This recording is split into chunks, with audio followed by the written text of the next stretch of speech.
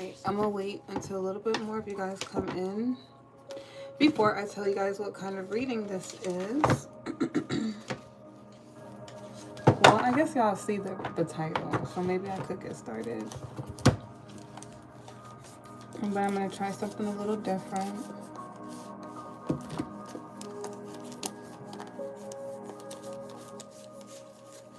What we're gonna look at is the overall energy of the DF and the DM.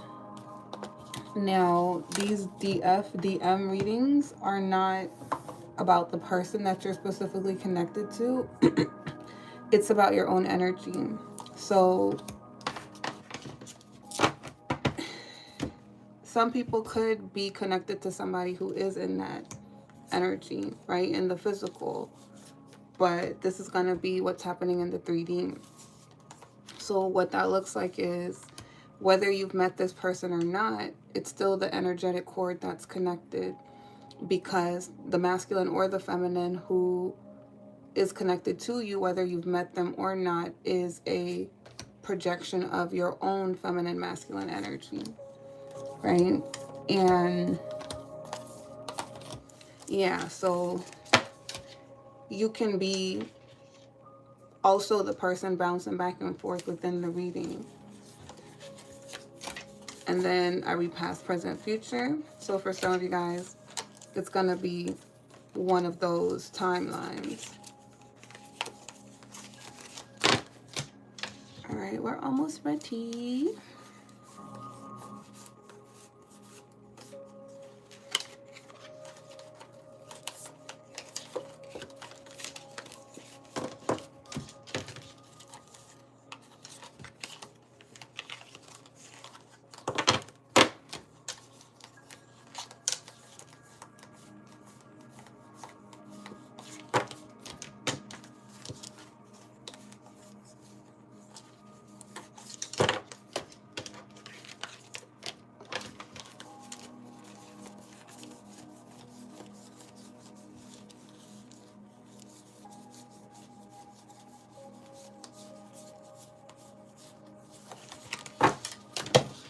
All right.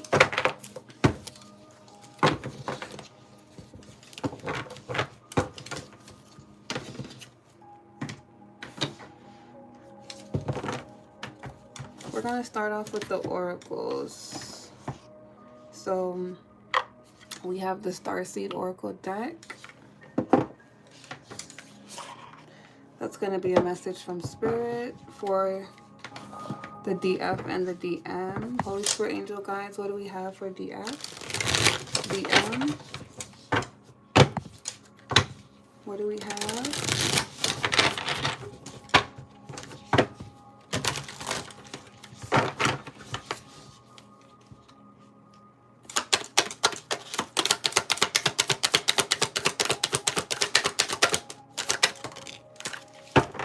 Ooh, perfect. We have Journey of Souls.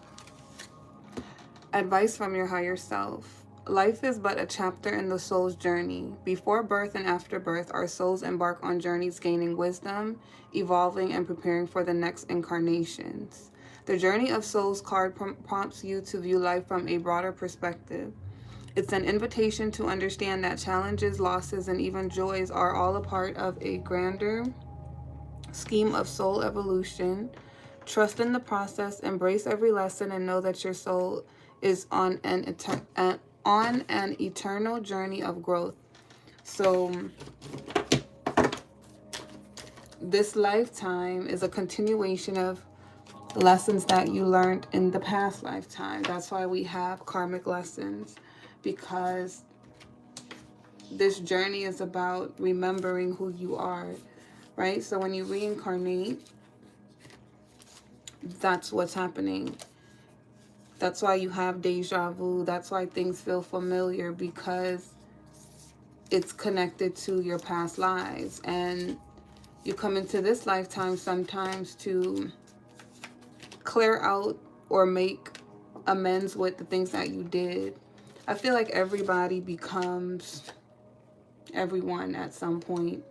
So in previous lifetimes, you could have been very evil. You could have, you get me, like, you could have been a menace to society, created a lot of injustice in people's lives. So in this lifetime, it seems like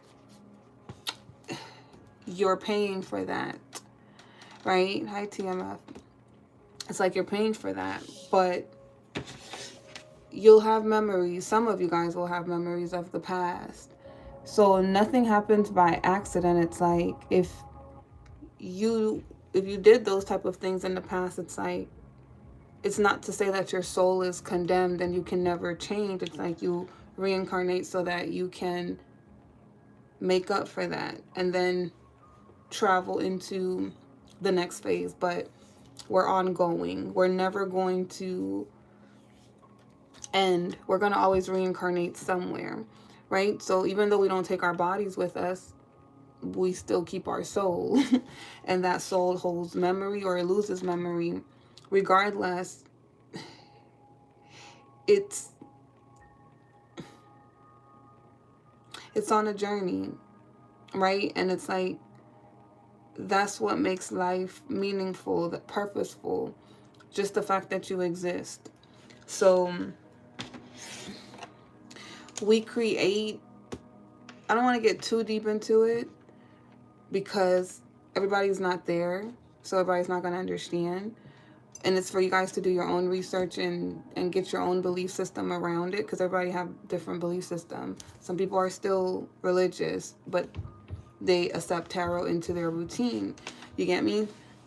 I'm not religious, so I don't come from a religious viewpoint, but everybody might not resonate with that. So just to keep it simple, our soul is on a journey continuously. It's going to always be on a journey, right? So what you take, how you choose to look at life, is what's going to help your soul evolve and become more and more evolved. So when you enter a new lifetime, it's like you automatically have this higher ranking depending on what you've learned, what you've taken with you, right? You saw 555 change. So this reading is going to be about the soul's journey, about these two, the feminine and the masculine. But again, it reflects the balance of your own energy. We're all one. We're all each other. This could go over somebody's head too, some of you guys' heads too, but those that are there, even if you're not there, in time you'll understand what you're supposed to understand. We don't start off in our journey understanding everything, right? And we don't agree with everything, and that's okay. But sometimes you guys hear people say nothing is real, like, you know, and it's like, that doesn't make sense. But what they mean by that, it's like, only you exist because it's your reality. So everything that comes into your reality is a reflection of you.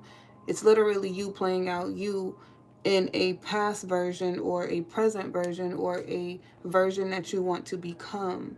But it's all you. Those that resonate with me, that are on the timeline with me, is because you have that higher perspective that I've grown to.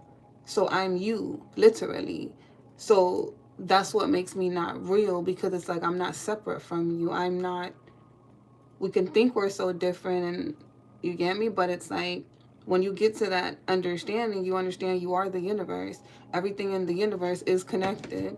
Even the animals, the plants, we're all of it, right? But that's a level of perception that you have to grow through to fully understand and connect to that, because it's not just an analogy. It's like, in a way, everything is an illusion.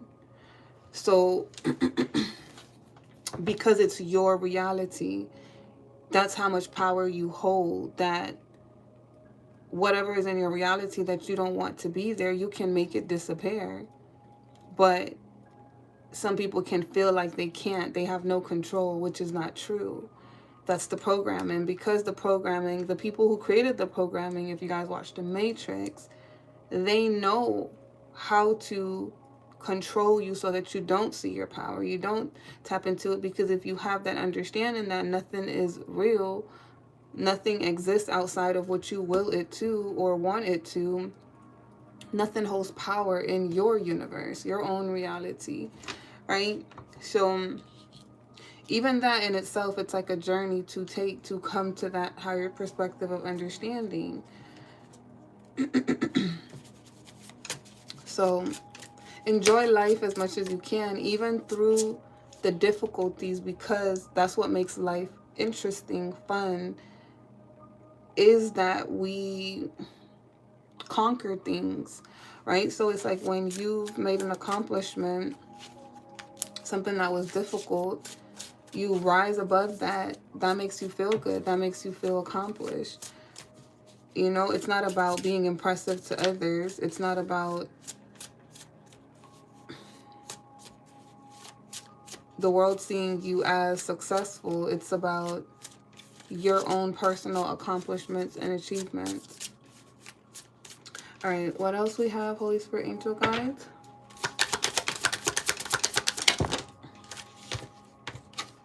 October. So October is a timeline. Something will happen in October. Something could have happened in October. Someone's birthday could be in October. What else? And then, is October fall? Stop focusing on time frames. Damn. So maybe somebody whose birthday is in October, Spirit is saying stop focusing on time frames. But I do feel like October is a timeline.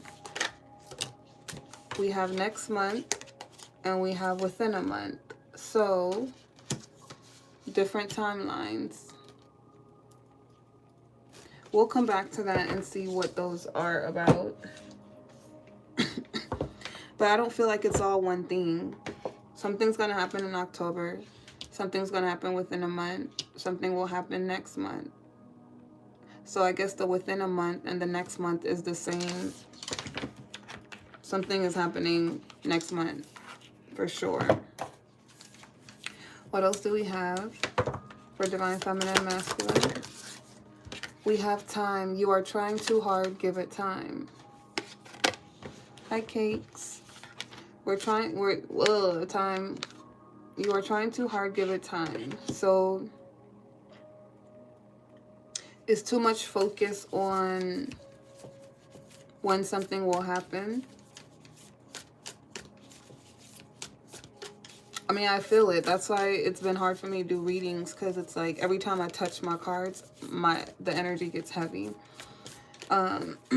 Because I feel like someone feels, or some of you guys feel stressed out, anxious. You guys feel stagnant. You're stagnant because you want to know when something is going to happen. You're focused on something. What else? Only time will tell. So I feel like you guys want to know when it's going to happen because you're not sure about it. And what I mean you're not sure about it, it's like, it's something that you want, but you're not sure you could have it. That's why there's this anxiety around it of like, when it's going to happen. But for me personally, because I've been here, and I would just tell you guys that, and I'm a truthful, honest tarot reader. I don't sugarcoat things. You get me? But when you're fixated on something and you're anxious about it, it's because it already makes you feel like you can't have it. And if it's already making you feel like you can't have it, that's your answer. So that's why you need to let it go, because it stresses you out. And if it's stressing you out, it's holding you back. If it's holding you back, it's taking away your focus from you building and working on yourself, because there's an attachment to it. And you have to detach from the outcome. Because that's a codependency. And we don't want to be codependent. We want to be empowered. We want to be strong on our own. And that's fine. It's nothing wrong with the fact that it's there. It's acknowledging it and allowing yourself to work through it. But you first have to acknowledge that I'm very focused on this. It's holding me back. It's taking a lot of my energy. And it's making me stagnant because I'm focused on the outcome.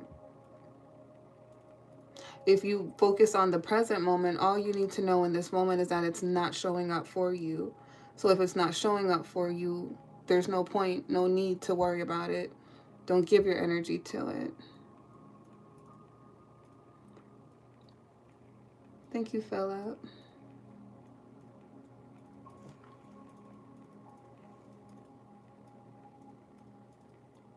Thank you, Davis. Okay, we have romance. Cupid arrow strike. Now, for some of you guys are going to meet a new person, right? Because some of you guys have been in that cycle of letting go. Even though you're still in the process, you've been focused more on the head over heart decisions, which is, this is stressing me out. This is taking a lot of my energy. This is keeping me stagnant, and I do need to let this go, even if it's hard, even if I still want it. But that's why they're still in the back of your mind, like, is this person going to come back? Are they going to show up for me? Like, there's like a waiting energy around it. But the more you let go, the more you focus on yourself, the more the new person is being called in. Thank you, Kyle. The more the new person is being called in, because of the fact that you're pushing through the energy. So again, it's not about being perfect. It's not about like, oh, this happened, now I gotta let this go. Take your time, because it's a part of the healing process, right? You don't want to just bypass it. You got to feel all those emotions. You got to feel the betrayal. You got to even feel stupid. Like, let your ego remove itself around the situation. Because sometimes it's like the attachment just comes from a place of ego. Like, damn, I held on to this for so long. My intuition was telling me it was wrong, but I didn't want to listen. And now I'm in this situation where I have to let go, and it hurts. And then people that told me this wasn't going to work, I'm proving them right.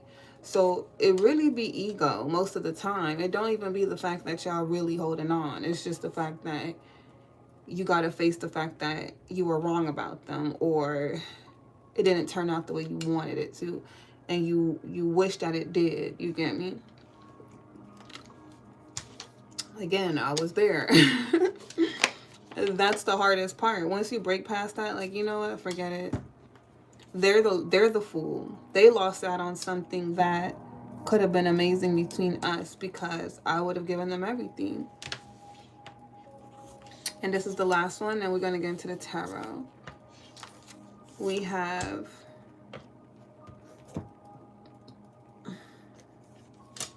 ooh, okay, never mind. I got 3. I got 4 because these are all really good. Oh my god, I got 5. These are like perfect. It's all, yeah, it's a new person that's coming in. It's aligned to what we just, yeah. So we have, you may not always understand why certain things happen. However, there's always a higher purpose to the events in your life. Through turmoil, a blessing will soon be revealed.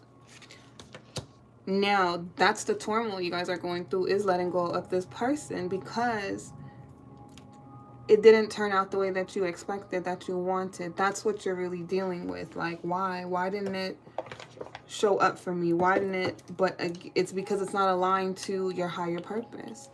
The universe wants you to get to your higher purpose, your higher timeline. If this situation wouldn't have served that, it's something where you think you want it, but you want it based off of the low vibrational part of you.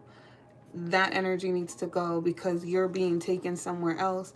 It's like somebody when they're in a group, right? They're the best singer in the group. And it's evident. They stand out. And someone comes along and they see that singer and they're like, I could take you, but I can't take the other two. Because where you're going, you have what it takes. We're looking for what you have, but this person isn't there. And the universe is also looking out for you because these people will be jealous of the fact that you're always being picked. And it's not because you're doing anything to try to be picked. You just have what everybody's looking for. So, and that's just how life works sometimes. You get me? And it's nothing to say that those other people aren't talented. They have talent. But again, it's where you're meant to go. They still have to grow to get to that place that you already naturally talented at. So if you stay where it's not good for you, you're not going to get to where the best version of yourself. And when you actually do have that thing you think you want, it's going to destroy you. So the universe is actually protecting you. But you're not seeing it because you're seeing that you want this.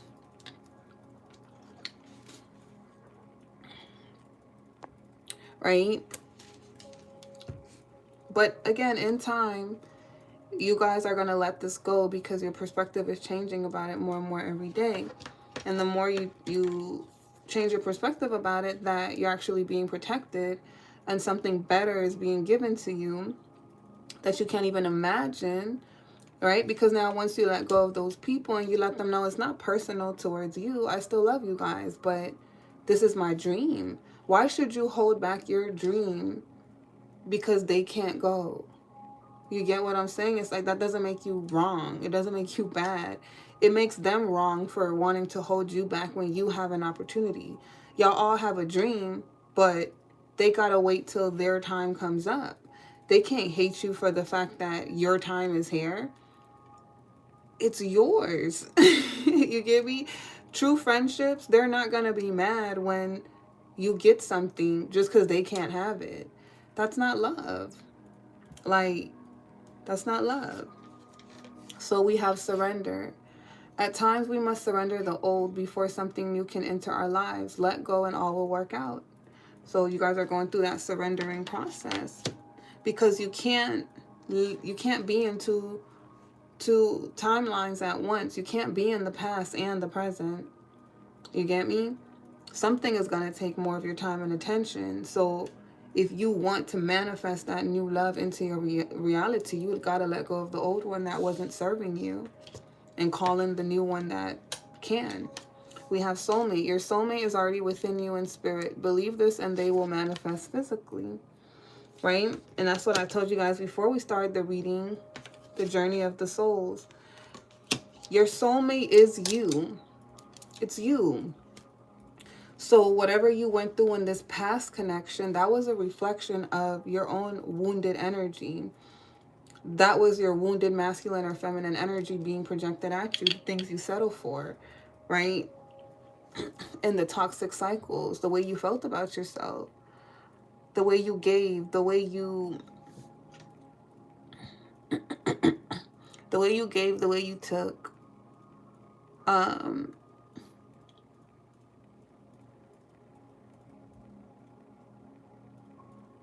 The way you communicated.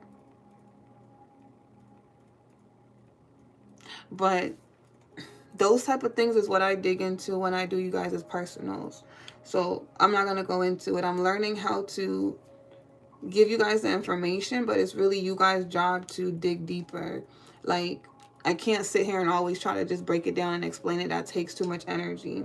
So for you guys to know your own stuff, like your lessons to learn, y'all got to book a personal. But everything is a reflection of you. Just know that, like, you get me? Like, and I could give you guys an example. Like, an example is like when I was dealing with my first twin flame and I dealt with him from 13 to 29. That was like my childhood into adulthood. He was my wounded masculine energy because I grew up always getting whoopings by my dad, right? And because I was used to that, it's like I was used to taking abuse. Like I was always in abusive relationships. I didn't get beat on. I never went through that because I would fight back.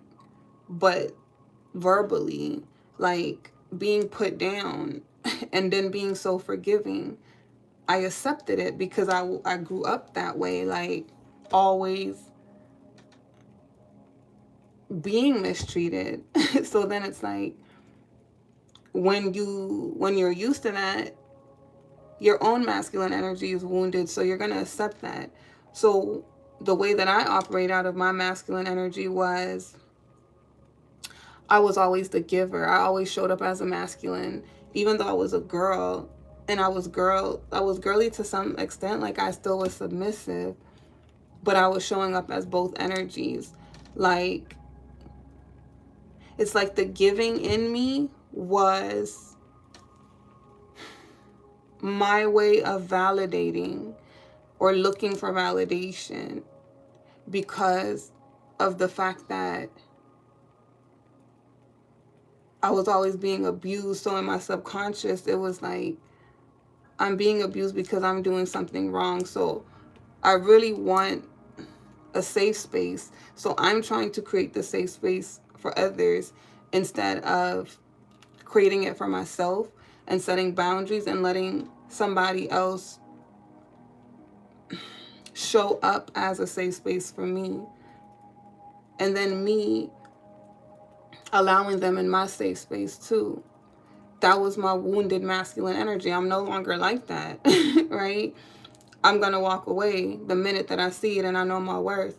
Like, I don't have to prove anything if I'm respecting you and I'm showing up, giving you love, and you can't see what I am, then I don't need to sit there and try to prove anything to you because I know what I'm deserving of, especially if I want to be in the feminine energy. I know how to operate out of my masculine, but addressing the wound to why I operated the way I did and I carried so much weight was because of what I experienced through what I thought masculinity looked like, right? So it's deep inner wounds and healing that takes place on this journey. That's what I dive into when I do y'all personals. And everybody is a different story, but it's still the same similar things, right? And that's what this past person was. They were a representation of your wounded feminine masculine energy is what it was showing you. So it could have been a twin flame dynamic that you guys are in. And twin flames feel like the one, but they're not. They're reflecting your wounds. Now, a counterpart might be coming in, but this could also be your shadow twin, a different person. We don't know yet. Either way, a new beginning is coming in. A new adventure awaits. Embrace it and live your dreams passionately.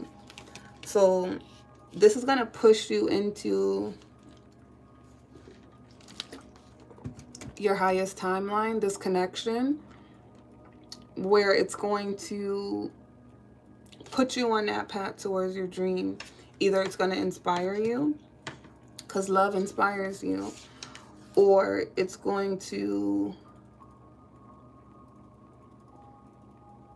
pour into you, make you see yourself in a different way, and you're going to experience a lot of what you wanted in other connections in this connection. Now, it doesn't mean it's going to be permanent, because I feel like for a lot of you guys, your journey is just beginning. The hardest part was you letting go of the past. But some of you guys, you've already gone through this. You've done this work. So this is a different new beginning for you. This could be your true person, your final person, right? We have the past is now behind you. Release it and embrace new possibilities. A new path is now available to you. Follow it with faith. So when we have that new path presented to us, that's timeline. when we meet people, they have an opportunity to be on that timeline with us, but it's up to us to shift it. So when they don't join us, when they don't grow with us, and we decide to leave, now we're on a different timeline, right? They have to come and be a part of that timeline, but it gets to the point where, for those of you guys that's been on the journey for a long time, y'all get this part, but it gets to the point where it's like, after you've healed from them and it's been a couple of months that you've been gone, you don't see that person in your future anymore. You've switched direction on what you want in a partnership and the type of partner you're manifesting. So you're open for a new experience, and you've left that person in the past. And I wouldn't say forget about them, because it's a meaningful connection, but it's not meaningful enough to have you hold on to it like you did when you were in the karmic connections, because you've broken past that pattern in yourself. So it's easier to detach because you're not attached to the outcome, you're attached to alignment, right? You are, and then you align yourself to the path that you want to go down. So when you meet those people, you start off aligned with them, but it's up to them to stay with you. If they don't stay with you and you stay with them, your path is going to change. So somebody is changing their path right now where they're going to have a different experience. This is like my next person, they got to be wealthy. That's my experience that I've manifested, right? Because I'm just done with previous connections. Like, I've done the whole, like, let me build with you, let's go 50-50. I've had those experiences. I've had the let me wait on you, da-da-da-da-da. I'm done with that. But I realized, like I was telling my friend the other day, I was like, I think I belong with a rich person. The reason why is because they're more sure of who they are. Certain things that people go through that are struggling, especially masculines, they don't feel good about themselves, and their ego is very, very high. So when you're a strong energy, the feminine energy, and they still have that worldly thinking, they're not where they are, where you are on that journey. Their ego is intact, and they don't feel good about themselves. And regardless if they want to or not, they are going to try to bring you down, because they cannot handle what you are and that you're outdoing them just by you showing up as you.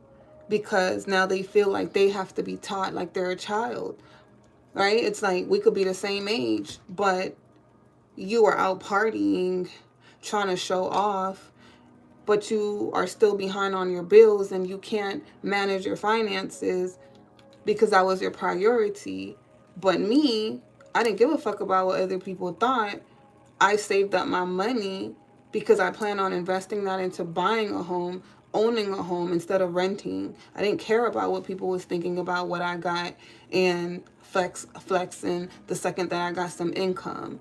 I'd rather go years with people thinking I'm broke and then pop out with my stuff because I created that stability for myself. But you're jealous that I come into your life and you're not ready because you see that in me and now you got to catch up. That's not my problem. And even if I don't care about that and I try to have you grow with me, but your ego is still triggered by it, I don't have to suffer for that. Like, I know my worth.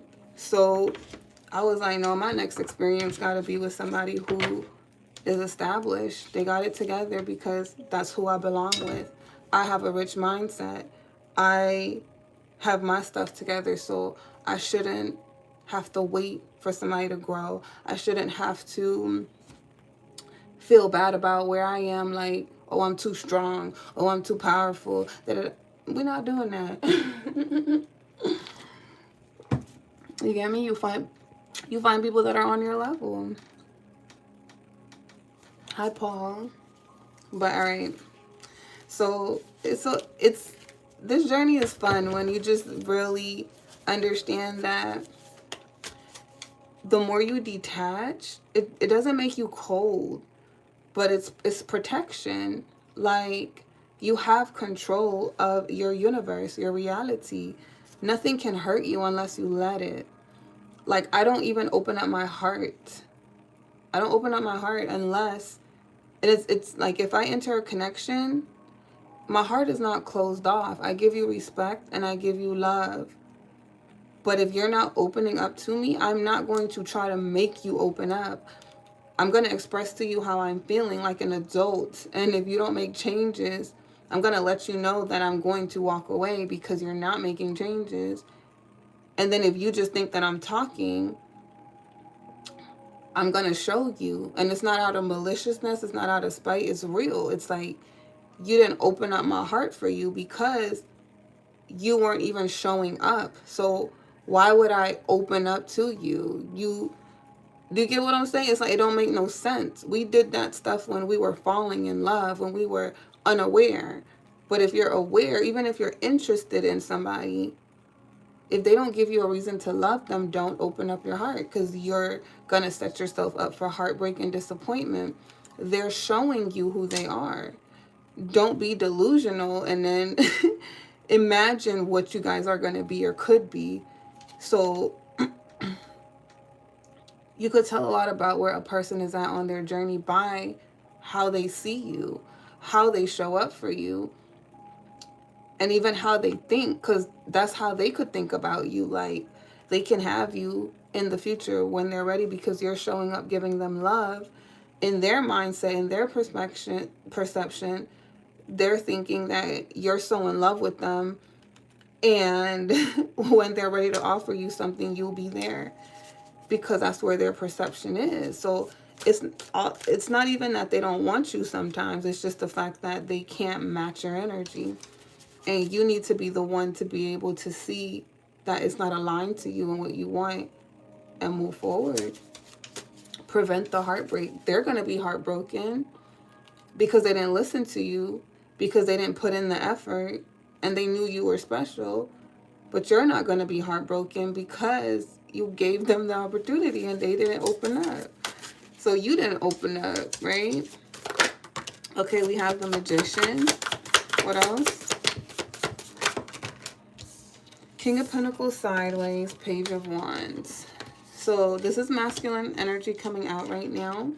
There is a masculine who is manifesting. He's manifesting his stability, personal success.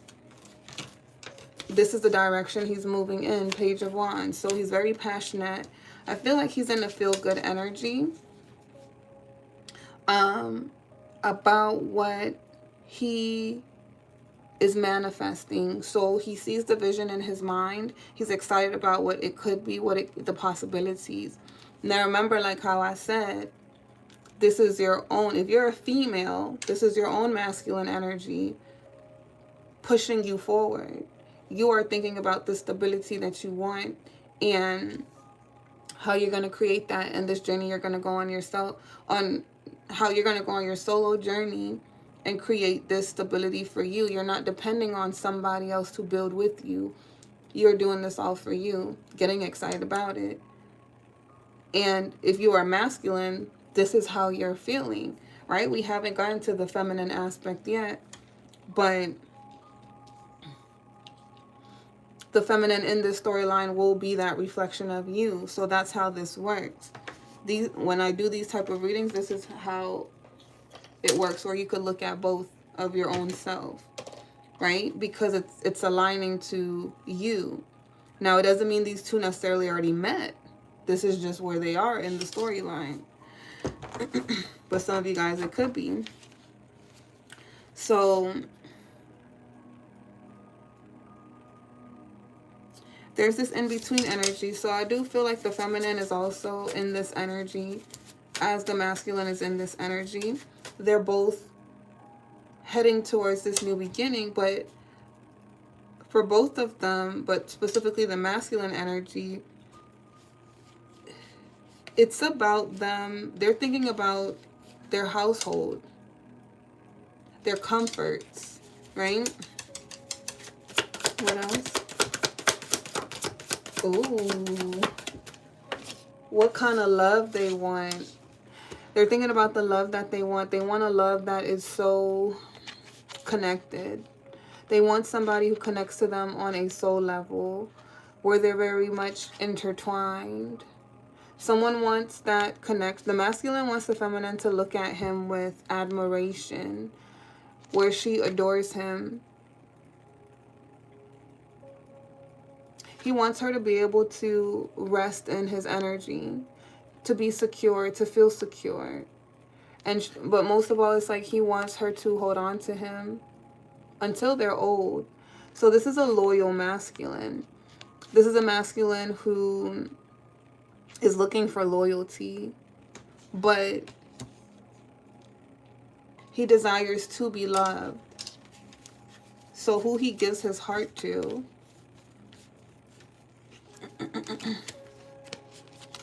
is, if he chooses to give his heart to someone, is because he's made a declaration that this is the person that I want to spend the rest of my life with, grow old with. Even on this King of Pentacles card, we have that same gray hair here, right? We have that gray hair here, and her holding on to his hair. And the way he's looking at her and the way she's looking at him, it's a forever entanglement. And the Ace of Cups and the Chariot. So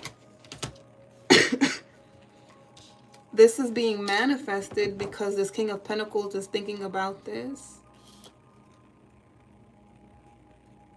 Which makes sense, right? So it could be a feminine who's letting go of the past.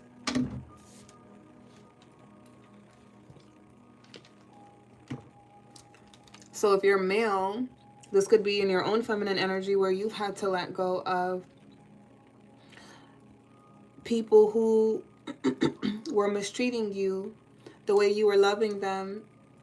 Maybe they didn't think that you were manly enough because you showed compassion, you showed your heart.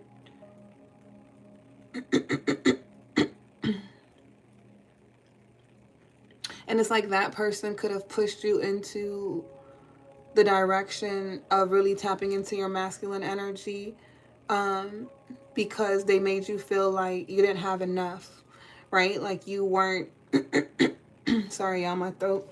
I'm not coughing as much. That's good. Let me get more water.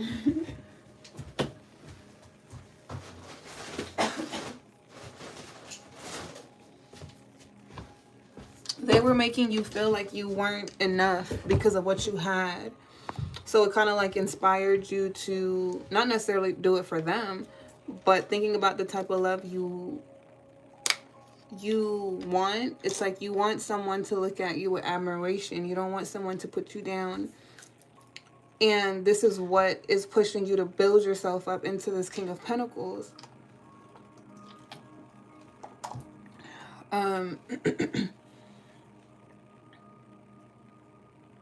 Because maybe you were somebody too who it's like, maybe you could admit that you weren't going as hard. Maybe a feminine you were connected to was more ambitious, more in her masculine energy. And you were more focused on the love aspect of giving that in a connection rather than the practicality of the connection. And you're understanding that the practicality is important, right? So that's the masculine energy that you're tapping into yourself. But it's made you think about, get more clarity on the type of love that you want. Because you know from whatever you experience that you do care about being admired. You do care about being respected. Not out of control, but out of love and comfort. So it seems like the divine feminine and the divine masculine is gravitating towards each other because their desires are aligned.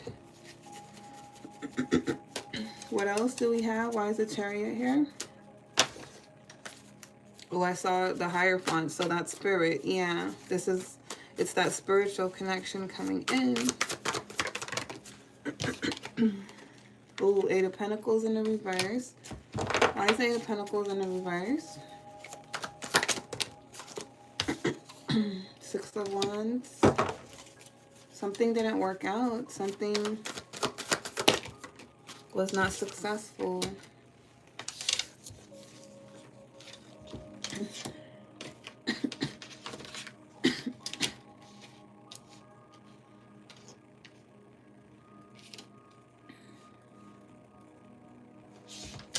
What else?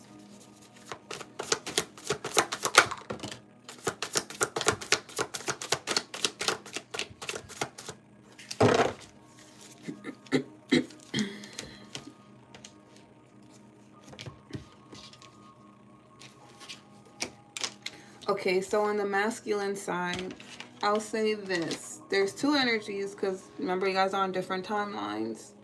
Some of you guys already met this masculine, right? This could be the masculine you've been thinking about when is things are going to come together.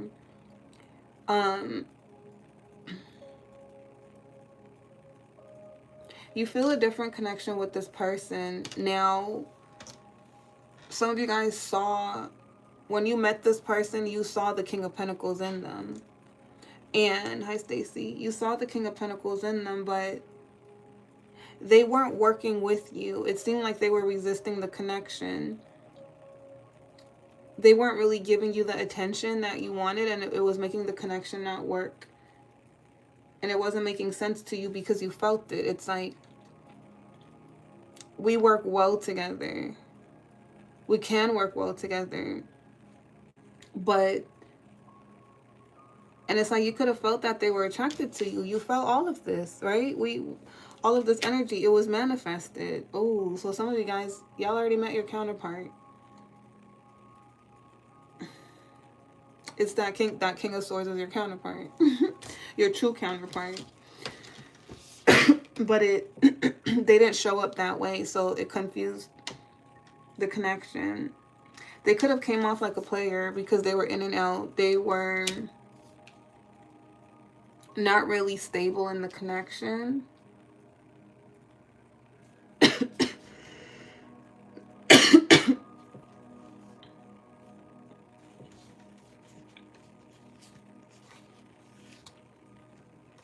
Some of you guys felt like they were still healing through a connection as well.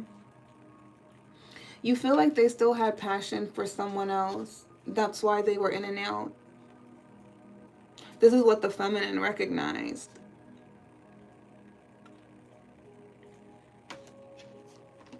So she said, I'm going to walk away from this connection because I'm looking for a 10 of Cups. I'm going to remain single. Even though I know they're a soulmate. Yeah. She's like, even though I know they're a soulmate, I'm still going to remain single. Focus on my abundance. Stay in my Queen of Wands energy because I'm confident in who I am. I know my worth, my boundaries. She's a Queen of Swords. Look at that. You see that cup? That's the Ace of Cups. So she got her heart on lock. Like, she's not, just like I told you guys, like how I wasn't opening up my heart because it's like I learned those lessons from the past. She got her heart on lock because it's like, unless you open up to me, I can't give you my heart. That's just me walking into a heartbreak. So she's like, even though this person has a lot of attraction for me and I could see us working well together, I feel like there's something that they haven't fully walked away from.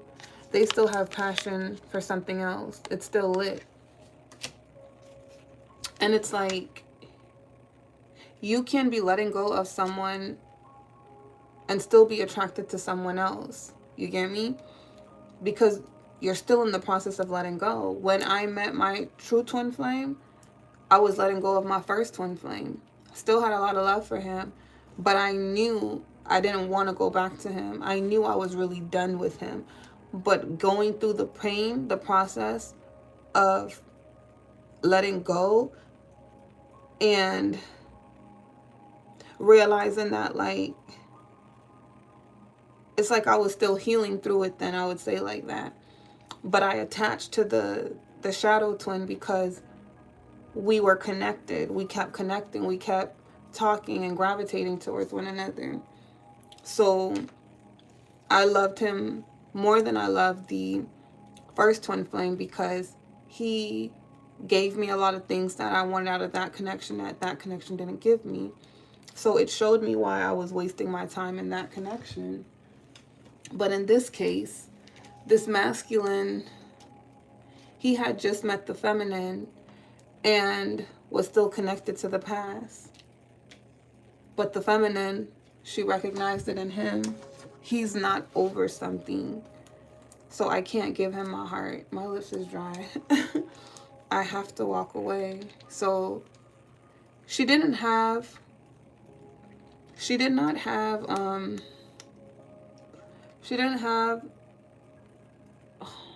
like, she wasn't hurt over walking away, right? Because she's showing up as a Queen of Wands and a Queen of Swords. So she wasn't hurt. It was more of a logical decision. She just didn't put her heart in it. It was more so of like, they're clearly still attached to something else, but they're not ready. And I'm not going to make them be ready. And I'm not going to stress about it. I'm just going to keep looking for what else is out there. But she's not like, oh, if they come towards me and they're ready, I would reject them because they were still connected to somebody else.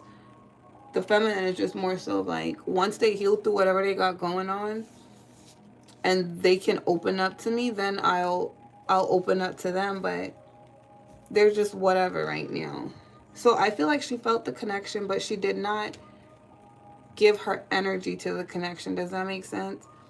But there was no bad feelings about it. It's just like she was understanding that they are where they are on their journey. She didn't tell herself like, this is my person and I gotta wait for this person to grow. That wasn't her mindset.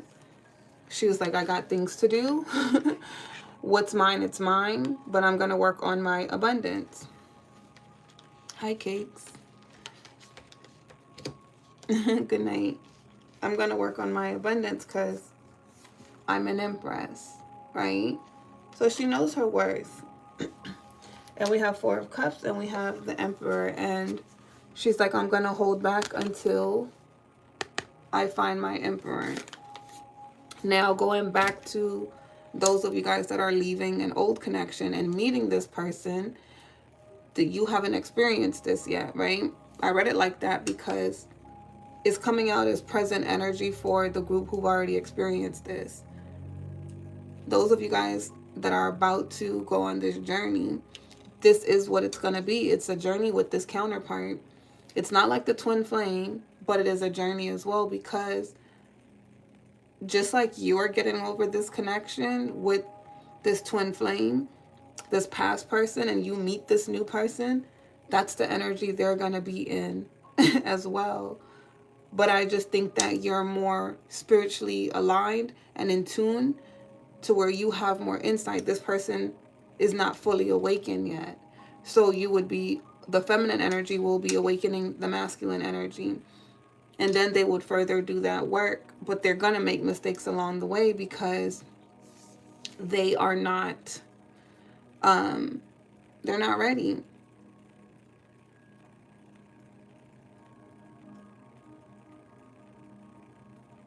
I think both the feminine and masculine were coming out of a place of letting go.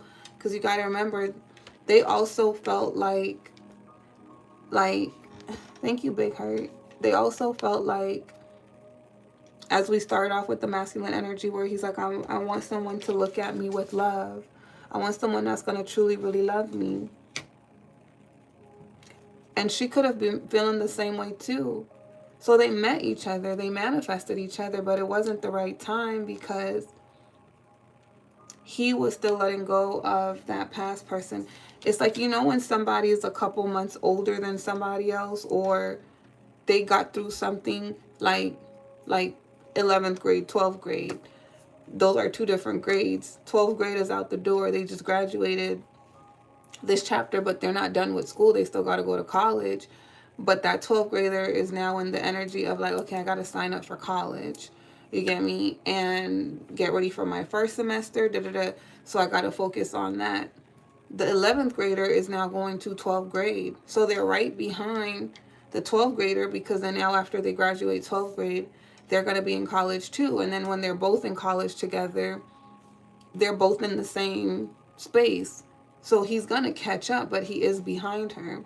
And I think she recognizes that, but she doesn't recognize that because she saw him like, you should be where I am because you look like you're ready like I am. But he just looked like he's ready because they were both in high school, but she's on her way out. He's barely going to 12th grade. So there's a little difference in the maturity.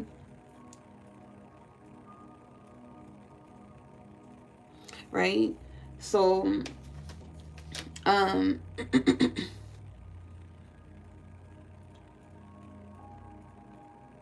he's going to catch up, but he wasn't where she was. She could have also been like, thank you, Spirit. So it's like, she could have been like a couple months out of her connection. Because I feel like they were both going through a breakup or a separation with somebody that they really loved. So I feel like she was going...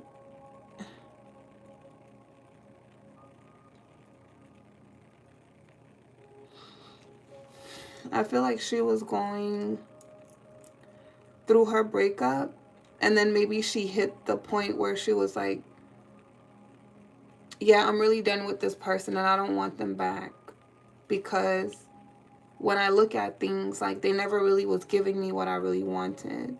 I was settling for less than what I deserved. So even if my heart still wanted them, they're not what I truly really want. It's like, when you get to a certain thinking and mindset, you don't want to go back. It doesn't matter how you feel or the memories that you had. It's just like, I don't want that anymore.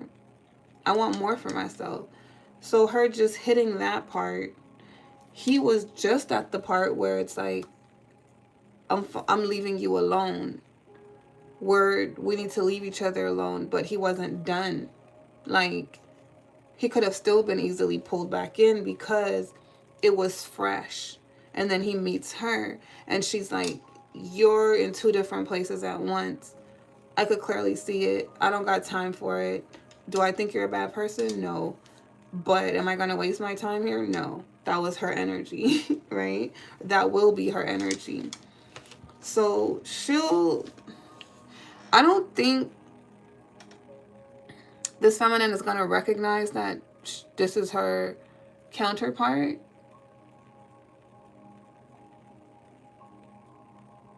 Because of that, she's just going to see it like a passing moment. Like, yeah, I'm attracted to them, but they're not giving me anything, so I'm not paying attention to them. She saw them as somebody that she couldn't work with. Or she's going to see them as that because they are not showing up for the connection. So I don't think she sees that. She doesn't see it like, oh, this is my person. I think if anything, he's going to recognize before she does. Thank you, Melinda. He's going to recognize before she does that she's his person. Because her walking away and her not being attached to him is what she learned from the last connection, is that, like, I need to detach, because when I'm attached, that's when I get my heart broken, because I have these expectations. But if I have no expectations and I'm allowing people to be where they are, thank you, Jasmine, I'm allowing people to be they can't hurt me. And I'm not going to open up if I'm not being given to. That's just not even wise. So she just keeps moving forward because she's manifesting her 10 of Cups. So she's like, yeah, they're cute, but I don't want that, because that's not giving what I want in a relationship. And I think he notices that. It's like, wait a minute. Even though he's going through this separation, this breakup, it's like, this one's a little spicy. This one's a little off-center. Is that how that little meme go? She's independent. She's single. And it makes sense, right? Because remember I said the masculine feminine energy is connected. It's a projection of you. So because she's feminine, she's feminine, but she's focused on her money. She's focused on working. She's focused on giving herself everything that she always wanted somebody else, the masculine, to give her. And that's her independence, right? She's not depending on the masculine to provide anything for her. She just needs someone who's going to show up as a partner. And if they're not showing up as a partner, she's like, well, I don't have time to pay attention to you. You're not going to get me trapped in your little game. I got shit to do. Like, so get the fuck out of my way. Like, that's her attitude. But she's not being mean. She's just like, oh, you. And I think he notices that. So that's kind of what starts to pique his interest and help him. It's like now she's helping him heal from his past connection that he's still connected to, because she's already automatically standing out different. You can meet the right person, making all the wrong choices. Yes. Yes. That's exactly what happened here. Some of you guys experienced this because you already met your counterpart. Some of you guys you haven't met this person yet, but this is how it's going to go, right? And see, it's clear. It's right here. You guys are the Queen of Wands. Their person is the Queen of Swords. Because who are they? The King of Swords in the reverse. So they're not even a King of Swords upright. So when you meet this person, you're going to think that they're karmic. You're going to think that they are playing a game. They're being a player. They're being dishonest. And you're going to feel like they are stuck in a karmic cycle. But you're not going to look at them as somebody that's toxic. Like, did I just say that? Did I just confuse y'all? Well, maybe I think you're going to look at them as somebody that's toxic, but you're going to know that, like, it's not real. It's like they're not a narcissist. They're an avoidant. The past person could have been a narcissist. You get me? An avoidant, it's like, this person just won't try to be emotionally invested. Their approach is going to be like, they might try to get you to notice them, reach out to them, pursue them, but they're not going to do it in a way that's like,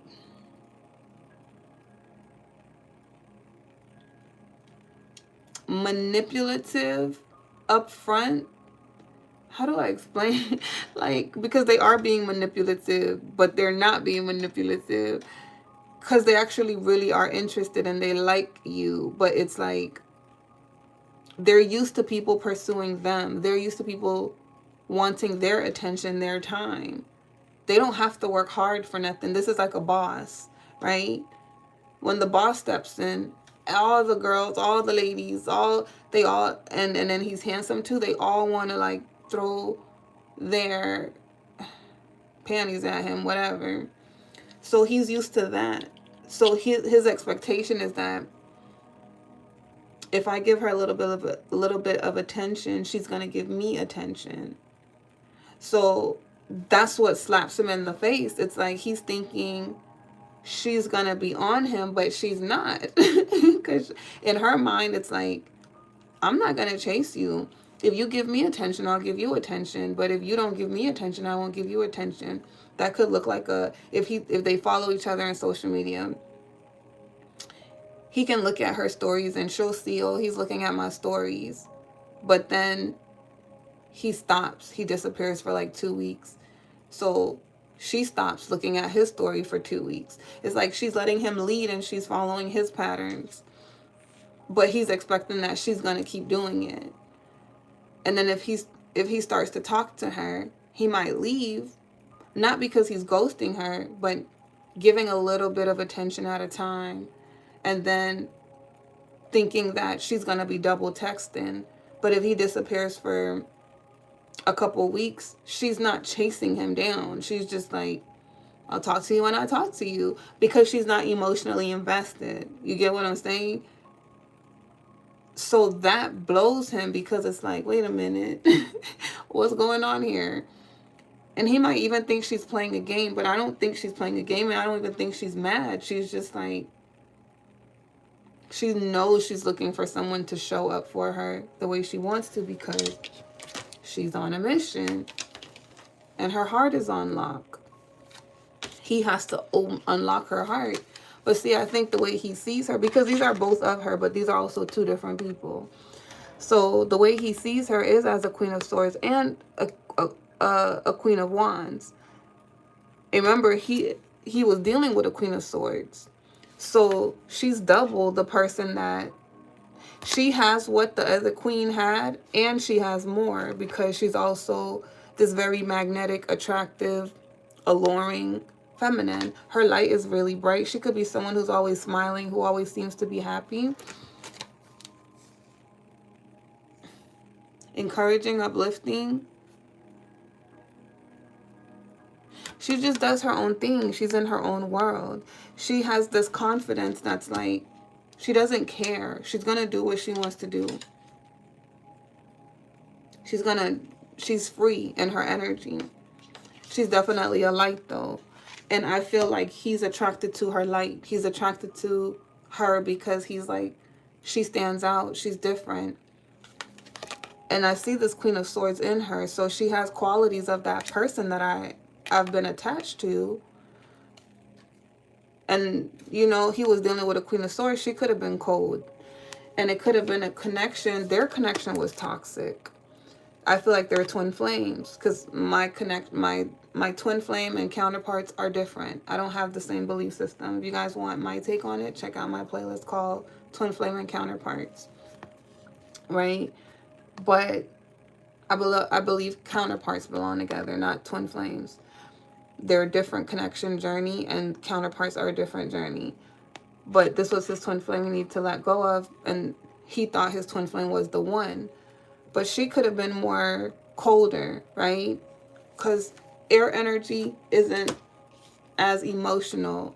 They're more logical about things and direct in their approach.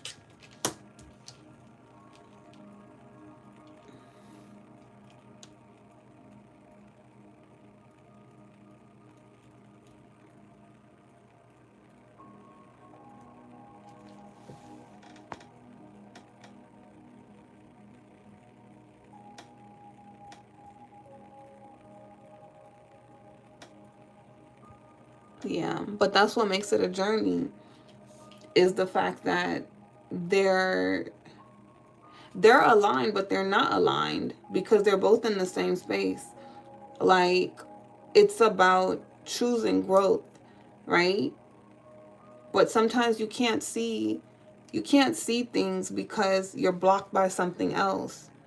That's what happened in this situation. This masculine is blocked by something else. He's still connected to his twin flame, so that's the blockage in his life. Until he removed that twin flame, he's not going to see his divine feminine, because that's the inner work he needs to do within his own self to connect to his own divine feminine energy. Just like the feminine, the divine feminine has to go on her journey and connect to, yeah, that's why I tell you guys to watch my videos on twin flame and counterparts, because it's completely different over here. But because twin flames, you do shadow work, and it's the light and shadow dynamic of the yin yang energy. That's why it feels like the one. Counterparts, you also have the yin yang dynamic, but it's about your feminine masculine energy doing that inner work. Twin flames are toxic. Counterparts are not. It's the same way people say false twin flame, true twin flame. But I don't believe twin flames are false. And I don't believe that they're the same narrative as the counterpart. It's confused. So even though y'all go on the internet and y'all do the research and it sounds like that's the dynamic, that's not the dynamic.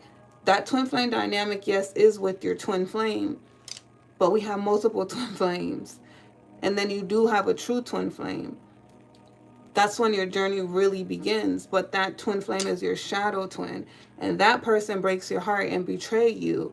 That's who you thought was the one, but people say that's your false twin. That's not your false twin. That's your true twin flame, because that's your mirrored soul. But that's not your person, and people think it's their person, and people are stuck in these karmic cycles because they're waiting for this person to change, and they're like, I'm supposed to be with them, and it's like, you haven't even met your true divine counterpart because you're stuck on a connection that is mirroring you, because it is you, but you don't understand what it's for, because you just believe in what people are telling you rather than following your intuition. I went through it, and I didn't go through all that shit y'all went through because Spirit talked to me from the beginning. And when I was reading the energy, Spirit showed me multiple twin flames. The first twin flame I thought was my twin flame. I knew him from 13 to 29. And I used to have dreams. I had all them things that I say on the internet with that twin flame. But when I was 29 and I broke away from that connection, I saw it for what it was. It was an illusion. He still didn't change after all those years. So if he was my true twin flame, why did he never change? Like from childhood all the way to adulthood. And then when I let that connection go, I met my true twin flame, which was my shadow twin. That was the one that I was like, oh, this is my identical self. It was uncanny, right? That could have been mistaken for the true twin flame. But as in the way other people teach it, where, you get me? It's like, this is your forever person, blah, blah, blah. But even with me thinking that in the beginning, because they come off like they are your counterpart, because they have a whole mask on. It's the whole thing. They're mirroring you back to you, but they're pretending, but they're not pretending, because that's their light shadow. I mean, that's their light energy. They're showing you. That connection shows you. You're good and you're bad. Right? But a lot of y'all don't experience that because y'all hooked on a regular twin flame connection that you think is the one because of how it feels. But when you go on this journey, you're going to meet a lot of connections that feel that way. That's why I'm like, it's not. Y'all got to keep going. A lot of y'all down here, because even though we're reading energy, every tarot reader we're not all ascended. We don't have the same insight. It don't make them a bad person. It don't make them a bad reader. But there's low vibrational readers too, and they're just there. So if you're not growing, that's why y'all get tired of them readings, because it's repetitive and it's messy. If that's all you're hearing, that's all you think the journey is, that's not the journey. That's just people reading energy. That's not teaching you. That's not helping you grow. If you're not growing, you're stuck. You get me? You're supposed to be growing. So if you keep growing and going on your journey, you're going to meet other connections, and you're going to be like, what the fuck? I thought this was my person, but why this person feel like my person and this person feel like my... Because it's different aspects of you. We're not one-dimensional. So the more you change, the more your reality change and what you're attracted to change. You don't need to do love spells to attract someone or break a bond. You are the magic. But y'all not taught that. Y'all don't believe that. Y'all don't see that. So you still have the programming of like love is all that matters, when it's like there's a whole discovery of yourself that's in this journey in love, but it's reflecting your reality, right? But anyways, I said I didn't want to get into that with y'all, but y'all new people be coming. So check out the playlist. Y'all get more information on it. And I always tell y'all, listen to these storylines, because don't force stuff to fit, because y'all come on here and y'all project them experiences that y'all had over there. But it's different over here with Coffee with She and Tarot. Okay? Some of y'all haven't met this person yet. It sounds like it, but you're applying the energy to that karmic connection you was in. This is gonna be toxic, but it's not toxic. And the way I'm explaining that right now, going back to the King of Swords, is like, when y'all meet him, y'all gonna think he's toxic because of how he's showing up. But it's not that. There's a difference between a narcissist. A narcissist mindset is, I'm gonna control you, manipulate you, so I can get what I want. I'm here to take from you, deplete you, drain you. And that's what your shadow twin is, a narcissist. They're like a warlock, okay?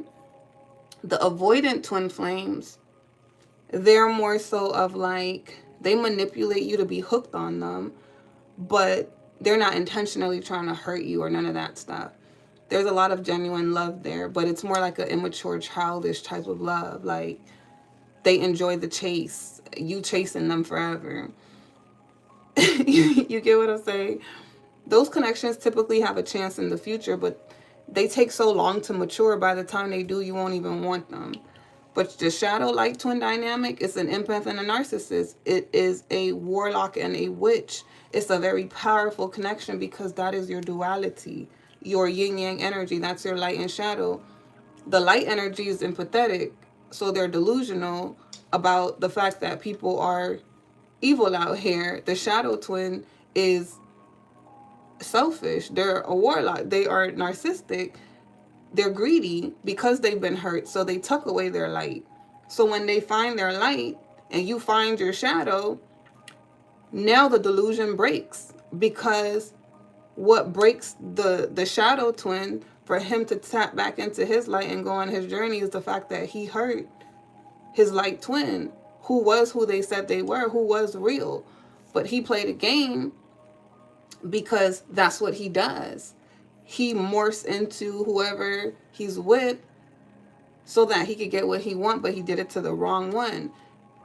You had spirit put you guys in each other's path because you were supposed to work together, but they break the contract because you could have cleared their karma. So your twin was the bad little kid that was going around hurting everybody because hurt misery loves company. And then you came and you was just perfect and they loved you, but they didn't want to believe that you were who you said you were. So they project everything on you. They start telling you you're this, you're that, da da da da, because it's who they were.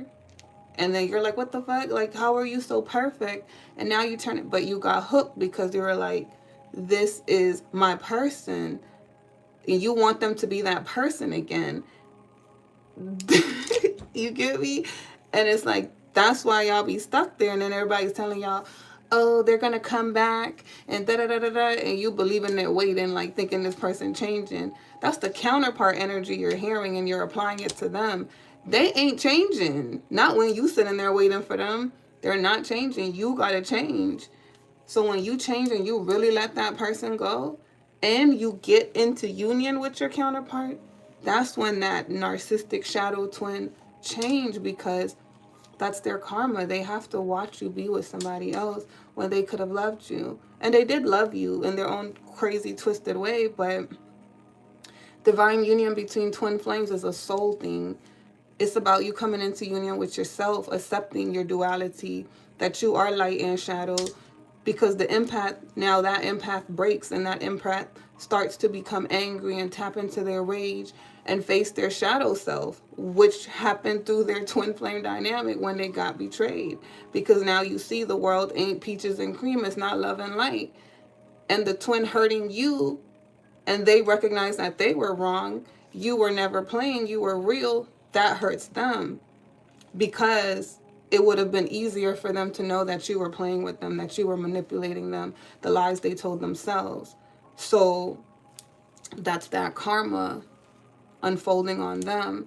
And they go on their journey, tap into their light, and they come into union with themselves. Y'all don't belong together, but you are a very important, special connection. That's you. That's like the twin you were born in the womb with. It's that type of connection. It's not just about the romance. And then the counterpart is the person who is the best version of yourself.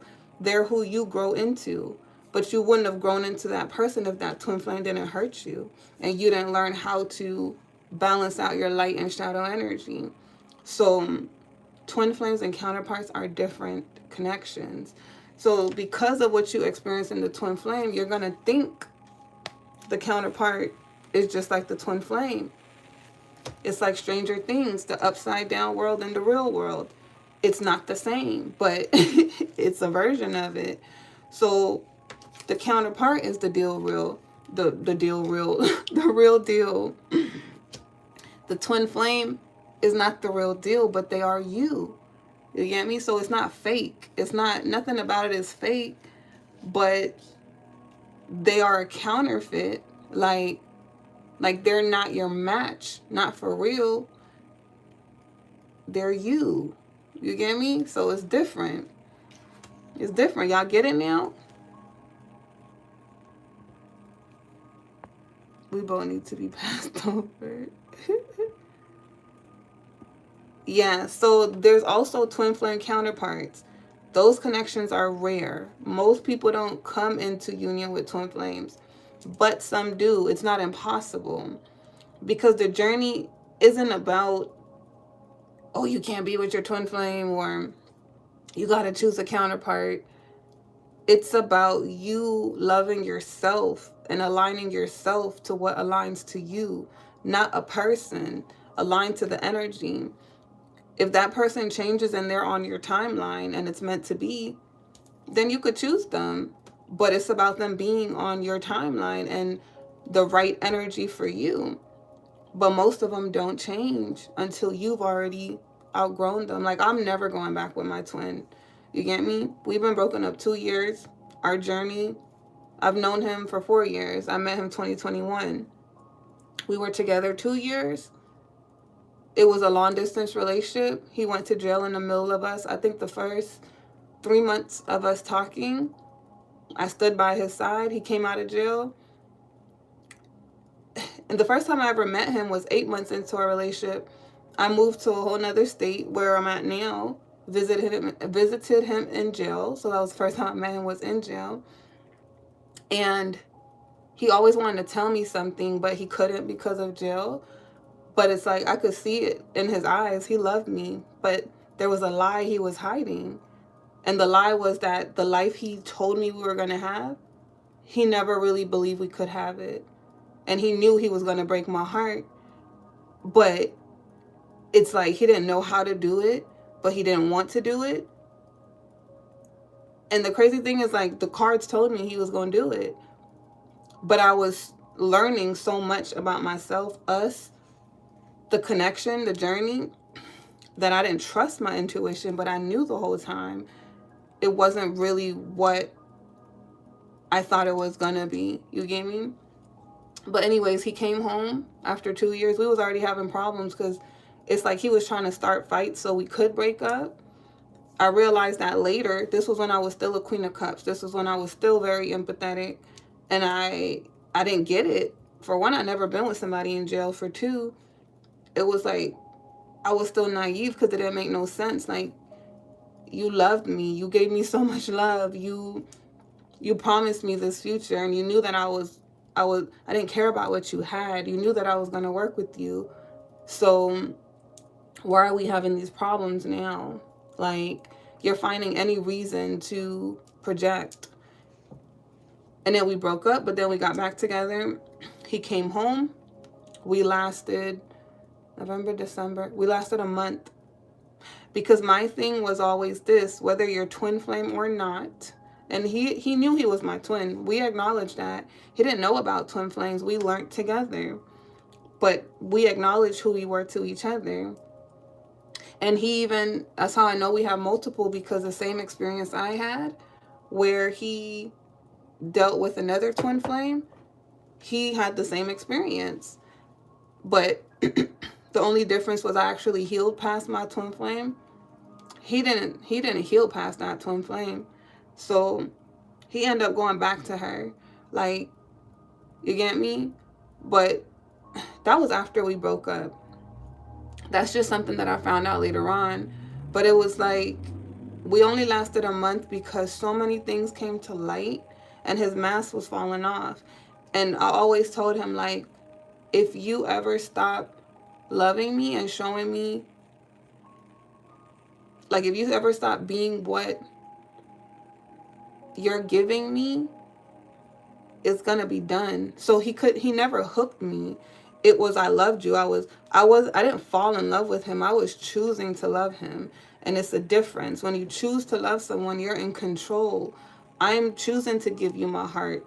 I'm choosing to choose you through the bad and good. It's better than falling in love, because that's all emotional. You get me? I'm careful about the way I talk to you because I love you. I don't want to hurt you. So, but he couldn't understand that concept, that being chosen is better than falling in love. And he was the obsessed twin. You get me? I wasn't obsessed. I had so much control, like, over my love for him. But my love for him was consistent. It was solid. But when I seen all the red flags just showing up, like, something's wrong. You're changing. Either you're changing or you're showing me the side of you you said you didn't want to show me. Because he was honest about a lot of things about him. Like, he told me he was a manipulator. He told me what he did to women. And that's why I thought I was safe, because you told me. And you told me you wanted to be different. My twin know how to... We got the same abilities. You get me? So it's like, if I'm powerful spiritually, so is he. But he's just a warlock. He's a dark lord. But I do believe he wanted what he was projecting, but I still saw through it, and that's what scared him. And he told me that I scared him because I saw through him. And even me seeing his darkness, I still loved him, but he couldn't handle it. The projections got harder and harder. It got harder and harder to wear the mask, because it's like, in his eyes, I was too perfect. I was too good for him. You get me? And he just wasn't where I was. So a lot of it's like that with the shadow light twin dynamic. So a lot of twin flames don't come together. It's not because of love. It's because of trauma, pain, work that has not been done, healed. And it's going to take them such a long time to see you. And him being in jail since he was 16, his mindset was just premature. It was like a child. What he's been through, we're just so different. But he was smart as fuck. He was very aware of himself and his behavior. My twin respected me as much as he was he respected me. He ain't never called me out my name, not to my face. You get me? And he's one of them. Like, so it's like these connections aren't, it's not so black and white. It's so intricate. And anyways, it's hard to discern. Like, if you're not that good at listening to your intuition, it's going to be really hard for you to discern. That's why I always tell everybody, keep moving forward. It don't matter about the titles and the connection you feel. If somebody don't treat you right, don't stay there. You get me? Like, it's not your job to make someone see you, see the love that you have. It's not your job to heal them, babysit them. You got to do your work, and what's going to be for you is going to show up. And you get to decide, do you want that? Does that align to me? So if you want your twin because they align to you and you want to forgive them, then take them. If you want the counterpart because they align to you, you want to forgive them, take them. But you got multiple. But there is some connections where it's, you don't have control over it. You're going to be with who you're meant to be with. Like, we've had some storylines like that already, right? Like, I think these two are meant to be together. These counterparts, because they both were walking away from twin flames. So they're on a counterpart journey where they belong together. They're not choosing their twin flames.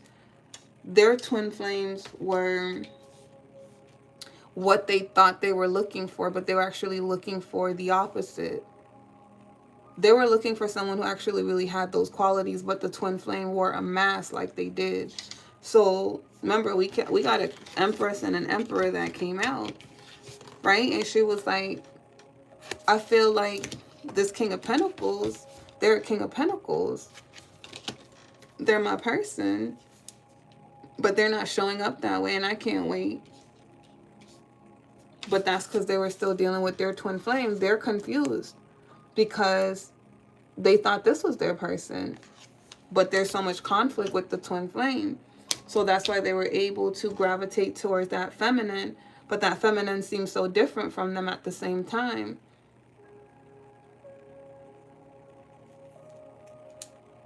But what he noticed about her is that she's a Queen of Wands. She stands out.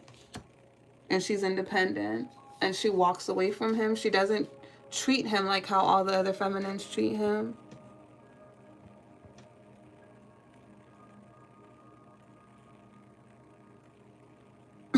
You went to the shower, Philip?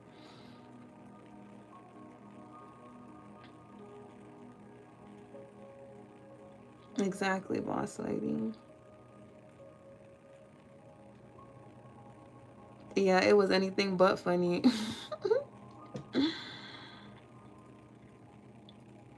You're welcome, Nance.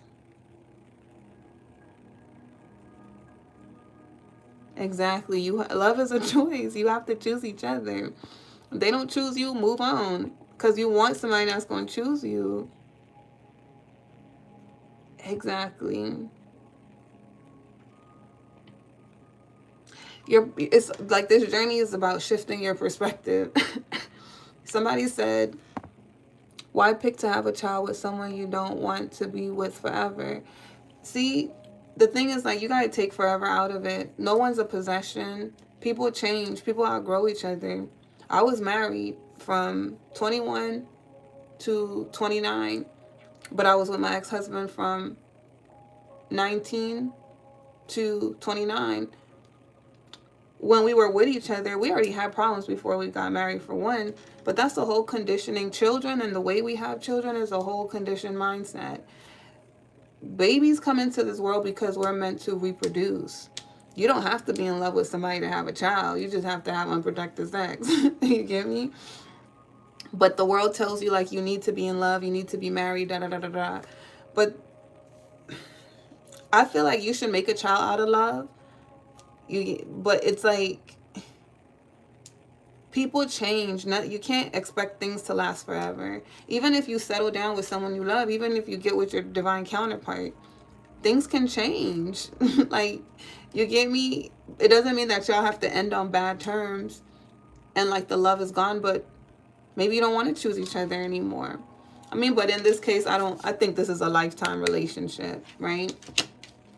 It's a lifetime relationship. That's what makes it a special journey. But in reality, it's like a lot of people choose to have kids with people because in that moment they love them. You know, they want to, or some people just want to trap you so they can have access to you. But even people who do have a child out of love and then they end up separating later on, it's just a part of life. It's just a part of life. But for me, I've even come to the conclusion that sometimes where I'm just like, I don't know if I want to get married. I like being single. Because when I'm honest with myself and the way that I've grown on my journey and my perception, it's like, I have 4 daughters. I would like sons. But I use my masculine energy. I provide for my children. I take care of them. Me and their dad is not together. I'm single, so you get me? And I don't need a man to do anything for me, but I would like him to be a part of the experience with his children. Me and my ex-husband, we have a great relationship when it comes to us co-parenting. I don't have that baby daddy experience where it's like I'm yelling and fighting about who's going to have the kid. Like, they're living with him right now because I was a stay-at-home mom. He has a whole new wife, but he benefited from me being a stay-at-home mom, and he grew and he was fine. So I had to start from scratch, and we came to the understanding, like, I need hope, I need time, but I'm the visiting parent. I pick up my kids, I take them, I still do their hair. We work together in the way that it works. By the end of the year, I'm getting them back. But he takes care of his children. You get me? Like, it's not an issue. It's not a problem.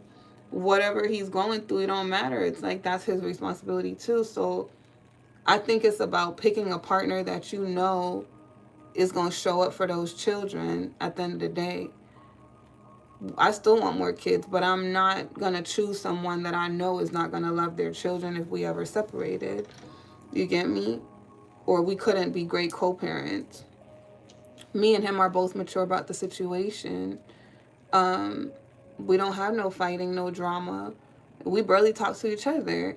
But when it's important and it's necessary, we do. We communicate about how each household is ran, but we don't I'm spiritual. He's a Christian.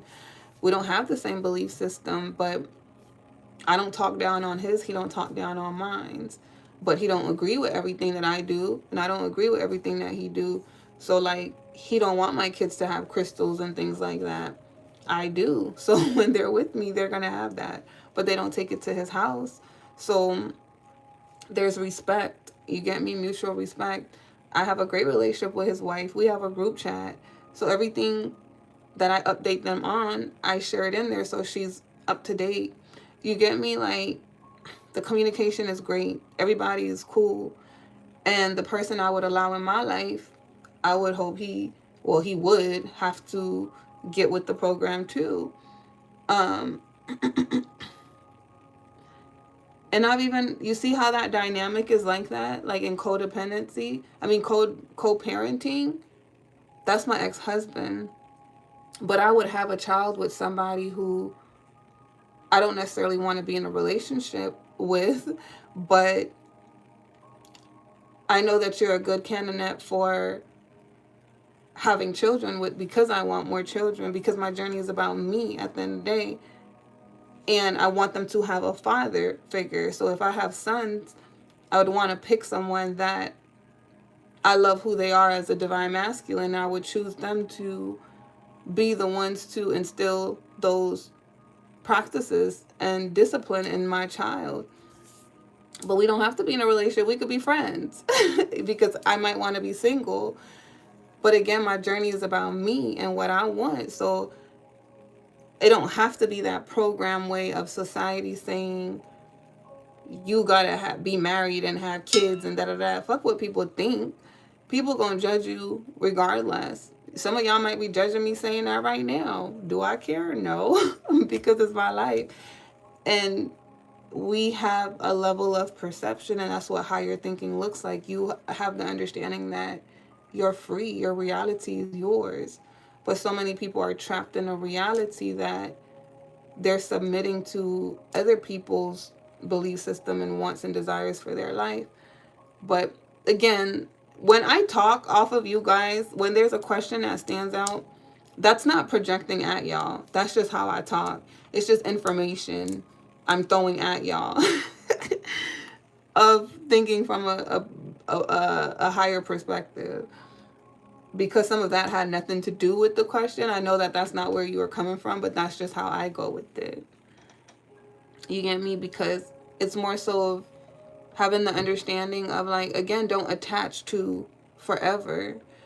Don't expect things to move, to just drop quickly either. But it's like, live in the present moment and go after what you want, what truly aligns to you. So it's like, if you pick a partner and you're choosing each other, those are the moments that matter.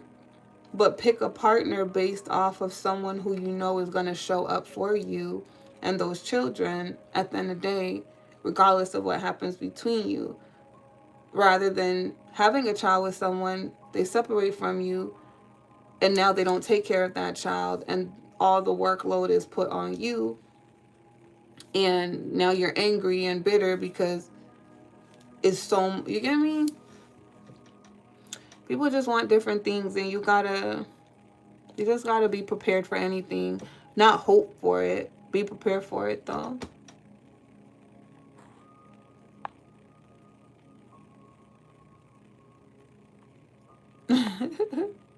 You confuse me, yeah? You know if you're choosing the right person based off of what you're aligning yourself to.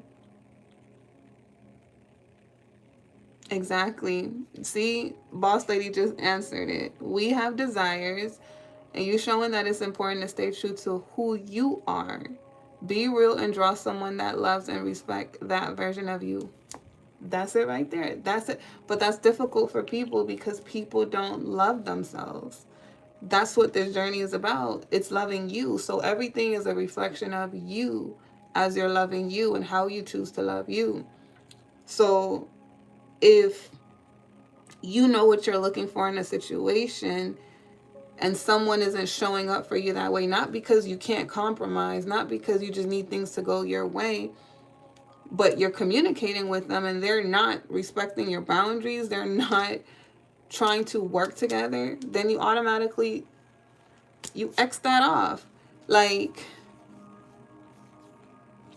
what's an example? Because I kind of have one in my mind. Like, let's say you have a checklist, right?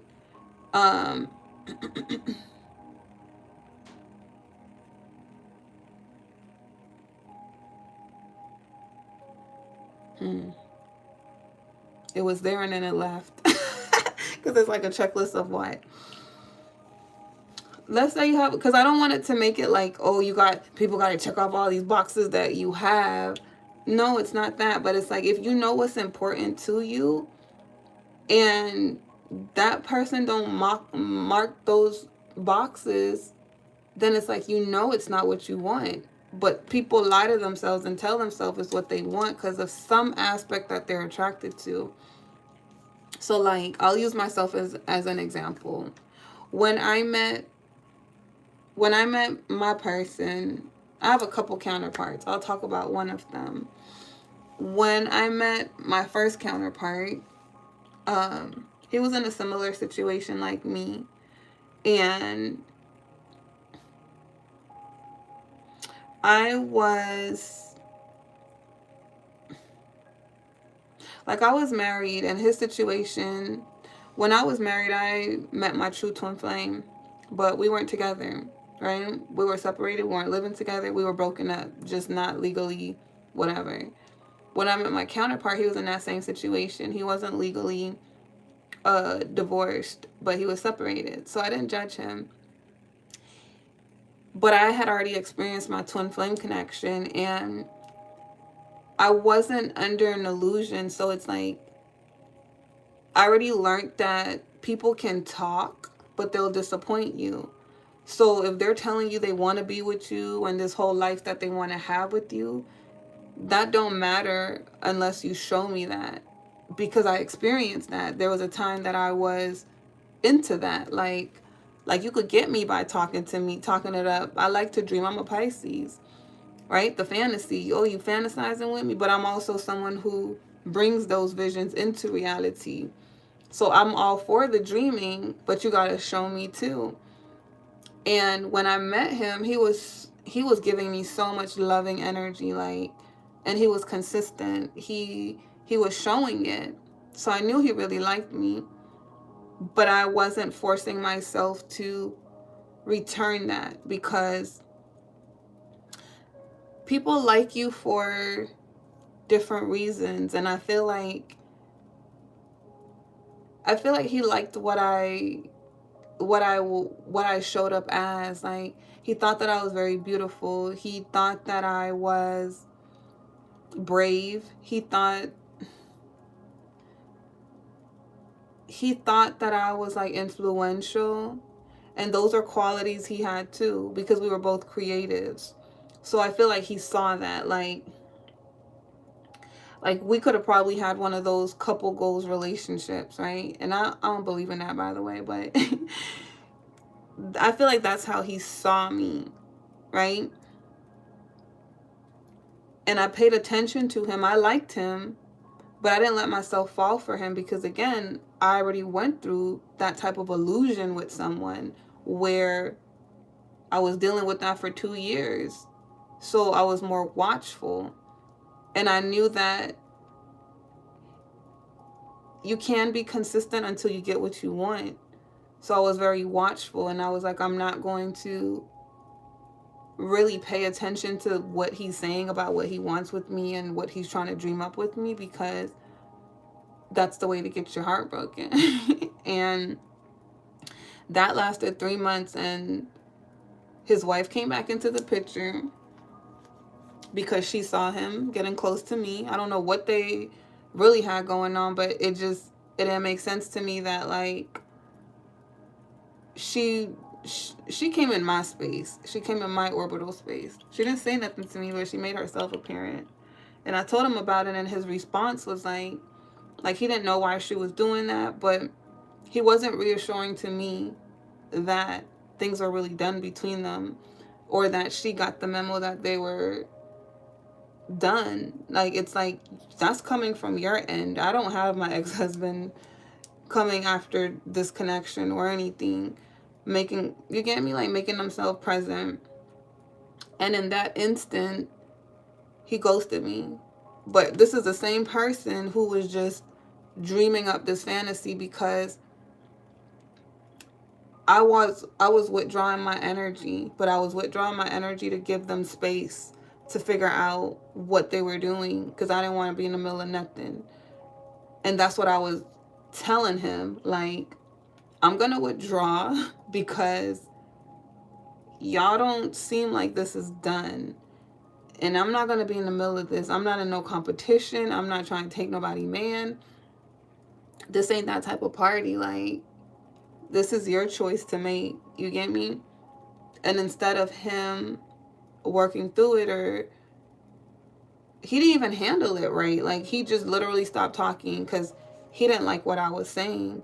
I guess he wanted me to just believe him because that's what he was trying to plead. Like, I'm not cheating. I'm like, we're really broken up, da da da. And I'm telling him, like, it's not looking like that in the way that she's approaching this right here. So your job is to reassure me because the problem's coming from your end. But the level of maturity wasn't there. He's not a bad person. And I don't think that I'm not even going to say no more about it, but I know he's not a bad person. You get me? But he didn't handle it well. And that's all that mattered to me, was the fact that, remember, I was careful with my heart, but my heart still got hurt. The situation still hurt me because it was like, you ghosted me. Like, we still had this friendship. And you still was telling me all these things. And it's like, had I believed you, had I fell into it, that would have hurt it even more. I was giving you time to show me, and you showed me immediately, very quickly, how you handle difficulty, how you handle problems. And that's not someone that I want to be with. So while I was getting over the situation, you gotta remember, I still read tarot. So some things, it's like I'm still gonna keep hearing about it. While I'm healing through it, I'm hearing information through the readings. And not because I'm spying, but because I'm doing collective readings. And then it's like, that could pull on your heart, right? When you know someone still loves you, but they're somewhere else. And it's like, I still kept talking to myself, like, it don't matter what the cards say. It don't matter what energy is being presented. That person is not in your reality. That person still made this choice to do this. And the way they handled it, that shows you how much they respected you. That shows you how much, meaning that they didn't respect me, right? That shows you that they chose what they felt was more important, because had it worked out, maybe it wouldn't be drawing their mind back to me. They would have been okay with what they did. So it's things like that you need to work through. It's like, get over the illusion and the fact that someone have feelings and emotion. That doesn't matter. They're not aligning to the reality that you want. So for me, that's how I got through things. It was like, as a high priestess, I'm going to always be able to see, yeah, this person likes me, they want me, they care for me, but they have their own shit to work through, and they're not aligned to me. So it don't matter. And at this point, it's been 2 years that situation happened, right? So within those 2 years, it's like, you never made it right. You continue to build with that person. Even if you come back at some point, why would I accept that? It's not aligned to me and what I want. I'm already over the situation. I've passed that timeline. I've already healed from it. If I was still in that space, in that timeline, like maybe even after a year, I would have been open to it. But the longer someone's not there showing up, your perspective change about that person, because you're still growing.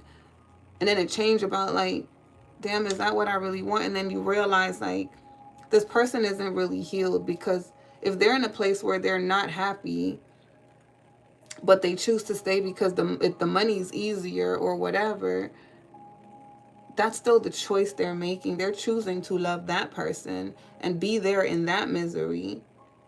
I don't deserve to have the end, what do you say? The end of that. Like when that person finally gets tired and now they're ready to choose themselves and love themselves, then that means they're supposed to, now I'm supposed to be open for them to come back because they're ready to love me because they're free. It's like, that's not what I truly want. I don't know. You get what I'm saying? Like, you just gotta stay true to what you want. And I'm the type of person that's like, I never want someone to feel like they got the upper hand over me. Like, she could feel like she won. That's cool. It wasn't a competition. You get what I'm saying? Like, you could stay there because that's what you chose. And I'm going to get what I want because I want my person to know that I'm what they want. I don't want you to figure out later on that you want me. I don't want that story. That's not cute to me. That's not a love story to me. To you go build with somebody else that you didn't love just because you didn't feel good about you. I get it. I can forgive you. I'm not mad at you. But you can't be my king after that because my man would never do that. My man gonna choose what he feels is the top of the line, the best of the best, right? My second counterpart was a different situation. My second counterpart, he was dealing with his twin flame, but it's more this storyline, right, with my second counterpart. But he never played games with me. He just was silent, but I still knew everything that was going on. You get me? And I addressed it. Told him plainly, like, and then I cut him out. I blocked him, but I let him know, like, I knew this, and I was choosing you, and da-da-da-da-da-da-da. But now, I'm going to walk away. I'm going to block you. So if you try to send me a message, I'm not going to get it. You get me? But I did that because that's what I felt was necessary. It was like, he was trying to hold on to me while he was finishing out that situation. And I could have rocked with that because they weren't in a relationship. He wasn't in a relationship with either of us. We both had options. But it's the fact that you was making me feel like one. It's the fact that you couldn't just let me know, like, you know, I'm dealing with somebody else. Like, I'm not ready to be in a relationship, but I do see you as somebody I would want to build with in the future when I am ready. I'm just not, I don't want to hurt you, or I don't want to give you false hope. I could respect that because I give you that, and I made it so easy for him to tell me what was going on, but he just wanted to do it his way. I knew what he was doing, though. I knew he was moving away from her, and I knew he was trying to slowly move towards me, but I'm older, and I've had children, and I've been married. He doesn't have children. He's never been married, so that immaturity is there, but he is a grounded person. That's why I saw it, where it's like, we can make this work, but he doesn't have that experience. So for me, it's like, I'm not going to waste my time on possibilities and maybes. And you don't have to tell me you're going to marry me tomorrow, but I'm trying to build a friendship with you. I want to get to know you, and you're not letting me in. You're closing off to me. You could have communicated that and said exactly what that is. Because when I would tell him, like, I'm leaving this connection because da-da-da-da-da-da, he would tell me, no, don't go. But still don't want to tell me why. But in the 5D, he's talking. I already know why. You get me? So it just made the situation complicated, because it's like, your lack of communication is what's destroying this, because I'm not putting pressure on you. I just don't want to waste my time. But you don't know that because you're not even trying to get to know who I am for real. Because there's still a part of you that only see the outside aspect of me, which is like, he could see me as a Queen of Pentacles as well, right? Like, I'm grounded and I'm stable. I'm consistent. I'm a mother. I'm the type of person that would love him. But because I treated him really well, I never disrespected him. Even when I let him go, it was very direct. That's the Queen of Swords. It was very confident, but it was also Queen of Cups, very loving. it was out of love. I didn't make him feel bad about anything. I just let him know that what he's doing is a choice. It's a choice, and I was choosing him and he's not choosing me, and I'm making that choice to let go because I'm not going to be, I know my worth. I'm not going to be sitting here when someone's not choosing me. I'm not going to keep like having these conversations. The time limit of me trying is done. I gave it opportunity, but now it's done. No, I'm not a Leo, I'm a Pisces.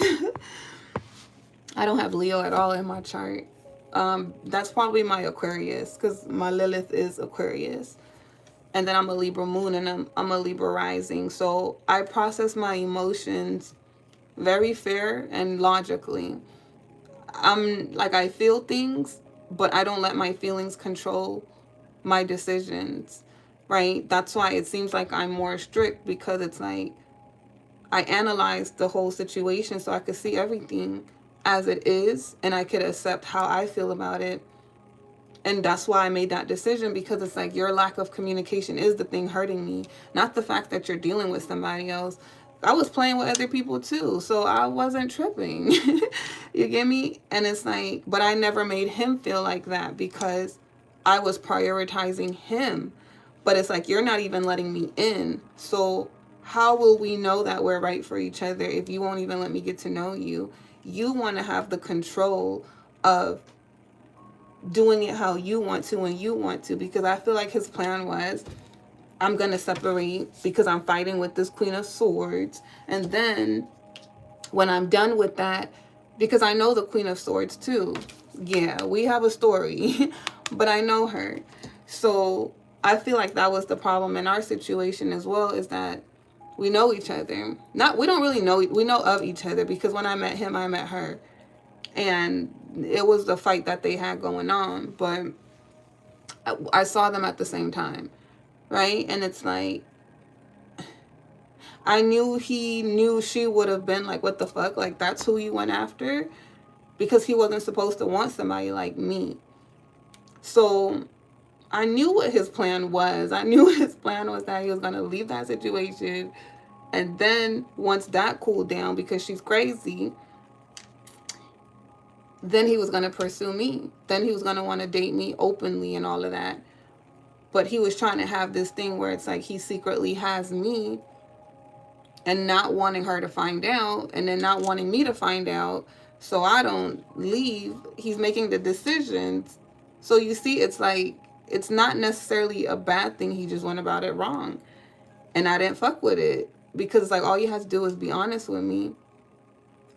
And I kept telling him that, like, all you gotta do is just be honest with me. So when I let him go, I told him what I knew. And I didn't give him a chance to tell me anything. That's why I told him, now I'm blocking you. So I know he sat with that, and that hurt him. But I already saw him changing from the time that I met him to the time that he was going through that with her. I saw the changes. It just wasn't enough for me to hold on, because it's like, why hold on to some? I don't believe in that. Like, just because you know what these readings say, that don't mean it's going to happen for you. Like, it could be for anybody, or it could be a whole different timeline. But don't hold on to the idea of a person. Like, that's going to get you nowhere. I held on to my twin flame from 13, my first one, to 29. That was the idea of him. Do you know how many years that was? Even while I was married, still in love with him. He never changed. So what is the point of holding on to an idea? People don't learn. People just be like delusional, like, oh, this is gonna happen for me because we like each other. That don't mean nothing. They still gotta show up. So that was my thing. It was like, I like you, I care for you, we have this chemistry, there's no real issue. But the issue is that you don't want to open up. You don't want me to see you. And I can't rock with that, because that's not what serves me. I want someone that's going to let me see them, and I could show them me. Because I'm not just this pretty girl that shows up on social media. There's more to me. You get me? So it's like, what everybody else see in the world is not what my partner is going to get everything. Y'all just get different versions of me, but my partner gets me. So if you're not going to be that for me, you're not aligned. And that's just to answer the question of how do you know what aligns to you? I had to explain it like that because I know what aligns for me. And that's what I'm saying. It's like, it's not our job as tarot readers to tell you guys what is for you. It's for you to discern what's for you. And if you don't know how to discern that, then you need to spend more time loving yourself, right? Healing. Healing is going to show you what you really want. And that's why my readings aren't about love. It's focused on you and your path. Because it's focused on the healing and figuring out what you need to do, what you need to clear out. The journey is there for you to learn about yourself. You learn about yourself through these connections. But hopefully that helped, like, answer that question and give you more clarity on that, or inspiration to find that answer for yourself. But it's literally what Boss Lady said. It's you knowing what you want and sticking to that. It don't matter how much you like a person, because I really liked this energy. He didn't do nothing wrong, but him holding back was hurting me, because it's like, I want to connect. You're not connecting. You get me? And I feel like if you really love somebody and you want them, even if they block you, you're going to find your way to them. There's other forms of communication. You just got to put your pride to the side, because at the end of the day, he was in the wrong and he knows it. You get me? So you got to put your pride aside. You gotta come get on your knees. You gotta be outside in the rain with the boombox, because I was trying with you, but you was trying to play the hero. You was trying to show up. You wanted to control how I saw you, but I already saw you. I was seeing you the whole fucking time. I was seeing you the whole time. You get me? So, but I ain't worried about him. Like, because at the end of the day, I know what I'm about to have. All right? You know, and he going to be wealthy. But anyways, let's see what else. And then let's continue. Exactly. I had to love myself.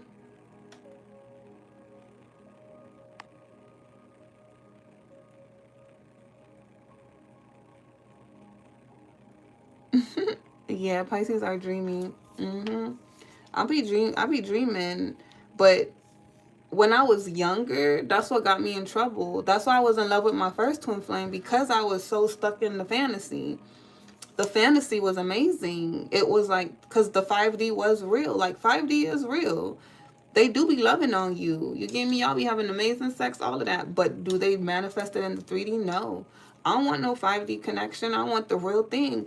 You want to be with me in the 5D, but you want to give that reality to somebody else in the 3D because you could control them more. I don't like that. I don't deserve that. Just because you can't control me, you don't want to be with me? Like, because it requires them to do work. So that's why for me, it's like, it's a difference between somebody that met me, weren't ready for me, they did the inner work, healed, and then met me on my timeline when I really am ready for that love to come in, and I was single, because even if I dated, I didn't find the right match, and you pop up and you're whole and you're complete and you align to me, then something can happen. But it's not because I sat there and waited for you. You get me? Like, you aligned yourself to me. And you didn't change out of just changing for me. You changed because you wanted a better life for yourself. And you did the inner work. Now you where I am. Because I can't be an empress and you're a king. You got to be an emperor. Because an empress and an emperor, they have all the queens and kings in them. So I can't be whole and you have pieces of you. There's other parts of you that still needs to heal. You get me? And the journey for the masculine and feminine is about becoming whole, is about becoming that empress and that emperor. having all the kings and queens, all those different aspects of yourself, and balancing them out, being grounded, earth energy, which is pentacles, being emotionally intelligent, available, open, cups energy, king of cups, queen of cups, water, being passionate, driven, motivated, right? Having direction, leadership, fire energy, king of wands, queen of wands, and air energy, being honest, intellectual, logical, making those decisions and pursuing them. All you have to have all of those to be the empress and the emperor. And when we're on this journey, we're tapping into those aspects of ourselves, because we're not all of it, not the feminine, not the masculine. So you can't be judgmental towards other people. You have to look at it from a perspective of, this is where we are. Sometimes you have 3 queens in you and they have 2 kings in them. You get me? They're just learning. But if they don't align to you, just let it go. You'll know that they don't align to you. Sometimes they do align to you, but they're on a different part of their journey than you. In my case, with my King of Pentacles, I feel like even though he's this King of Swords, he's a King of Swords in the reverse. So he's somebody who's all talk, no action. He's somebody that don't have a plan. He's somebody that needs to be more honest with himself, because that's going to be a projection of what he's going to give me, right? So, but doesn't mean that he's not grounded when it comes to his physical, like, world, which is also important. He got his money together. He has his own home. He has his own car. He has structure when it comes to that, right? The practical. But that don't mean he has that structure when it comes to love. What he wants in love, he might still be figuring that out. And then his heart being closed off because he's so concerned with the physical, right? That's how air energy is, King of Swords. It's like they're more brain, how it makes sense, how it fits. So they'll hold back from you even if they love you, if they feel like the timing isn't right. And that does matter in a connection. That's leadership in itself. But if you're holding back because you have no direction, you're just kind of wasting time. So you're wasting time because you don't know who you are, and you're wasting time because you don't know where you want to go with this. You just flip-flopping. You figuring it out as you go. You're not ready. You need to grow in this area. But you're passionate about me. You know it's me that you want. I'm the direction you're trying to go, but you're moving too slow because you're still trying to figure out how to get there. Right?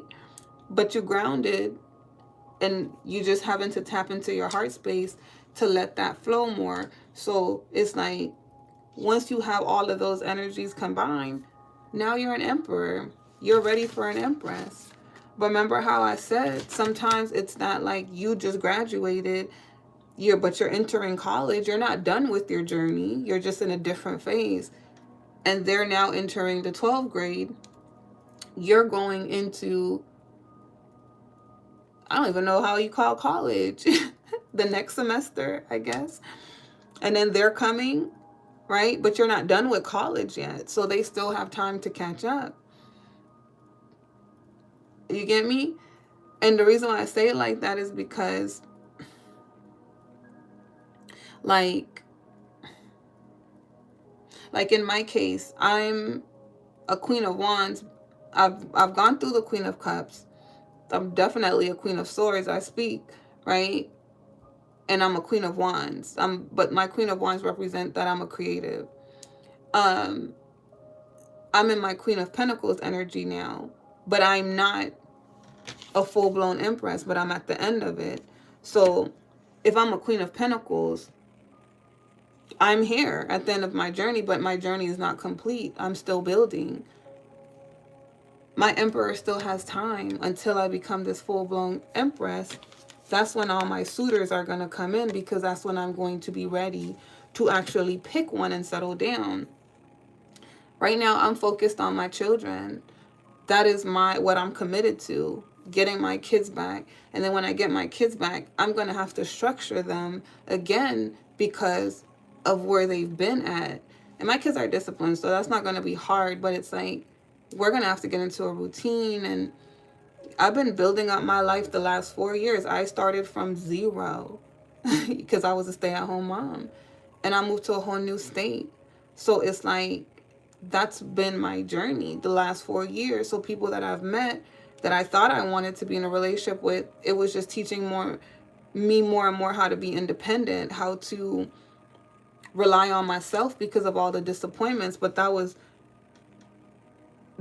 coming through a space of erasing codependency, because I was codependent on my ex-husband. You get me?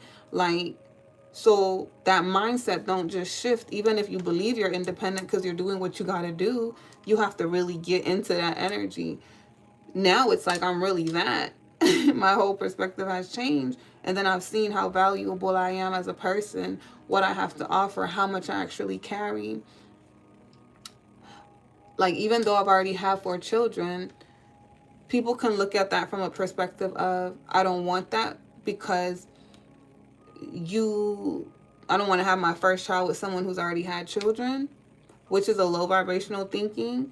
Because even if you have a child with somebody new and fresh, like it's y'all first child, that don't mean the relationship gonna work out. And it don't mean that that person is going to be the mother or father you think that they're gonna be, because a baby changes everything.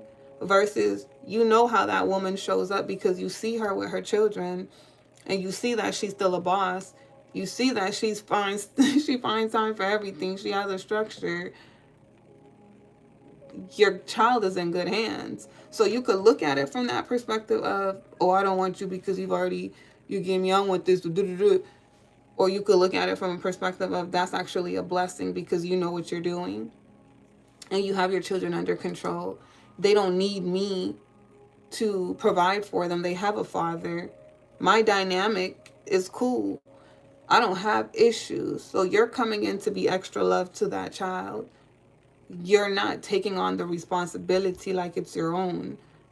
You get me? And their mother is a boss. So it's like,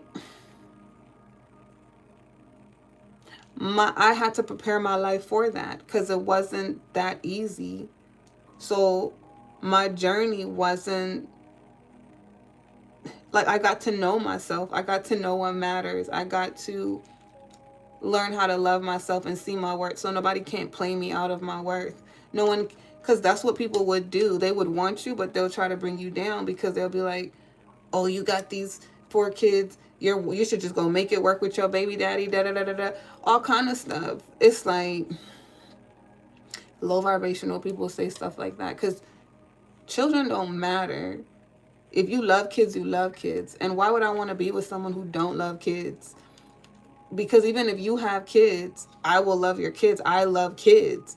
That's me. It don't matter if it comes from my womb. I love being a mother. I will adopt kids. You get me? So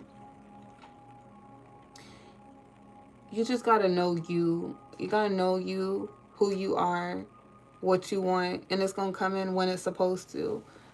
So I'm in a space where I enjoy being single, and I love looking at the woman that I've grown into, because I'm like, I just see things so clearly, and I know it feels good to say no to know that people who chose other people over you, they still want you, but you don't want that for yourself. It's not out of spite, but it feels good to be able to be like, to know that they still got that karma, because it's like, you built yourself up to who you are by yourself. No one can take credit for that. That's an accomplishment. You get me? So you can ask for what you've given yourself. You can't ask for what you haven't given yourself. Who gonna tell you you can't have it when you've given that to yourself? It's like people that get mad at people for having standards that they could actually provide. You're mad that I don't want less than I give myself. You tripping. Go find someone that wants what you have to offer. I don't have to accept that because it's less than what I give me. And I love myself. I put myself on a pedestal, not you. And if I choose to love you, that says something about how I see you because of how I see myself. Because I'm going to treat you how I treat me. But you can't bring me down. If you try to bring me down, you're not my person. So, I don't know. After a while, it gets simple. It gets simple.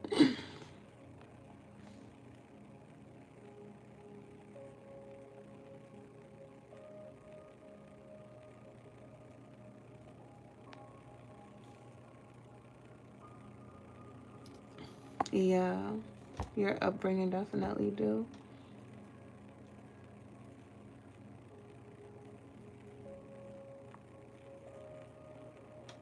All of it plays a part. It's so deep, right? It's so deep. And that's how these readings go. We talking a lot today, but typically we be diving into it like that.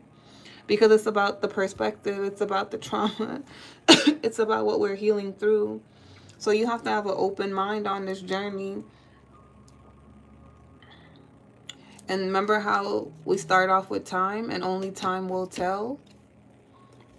Only time will tell, because what's meant for you to have is going to align to you and it's going to be given by the universe. So if this person that's coming in for you guys is meant to be with you, they're going to align to you no matter what, because it's already predestined.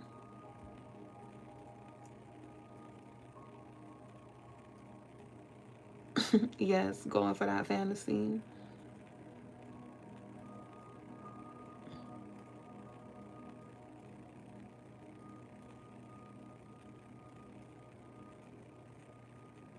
Yeah, exactly.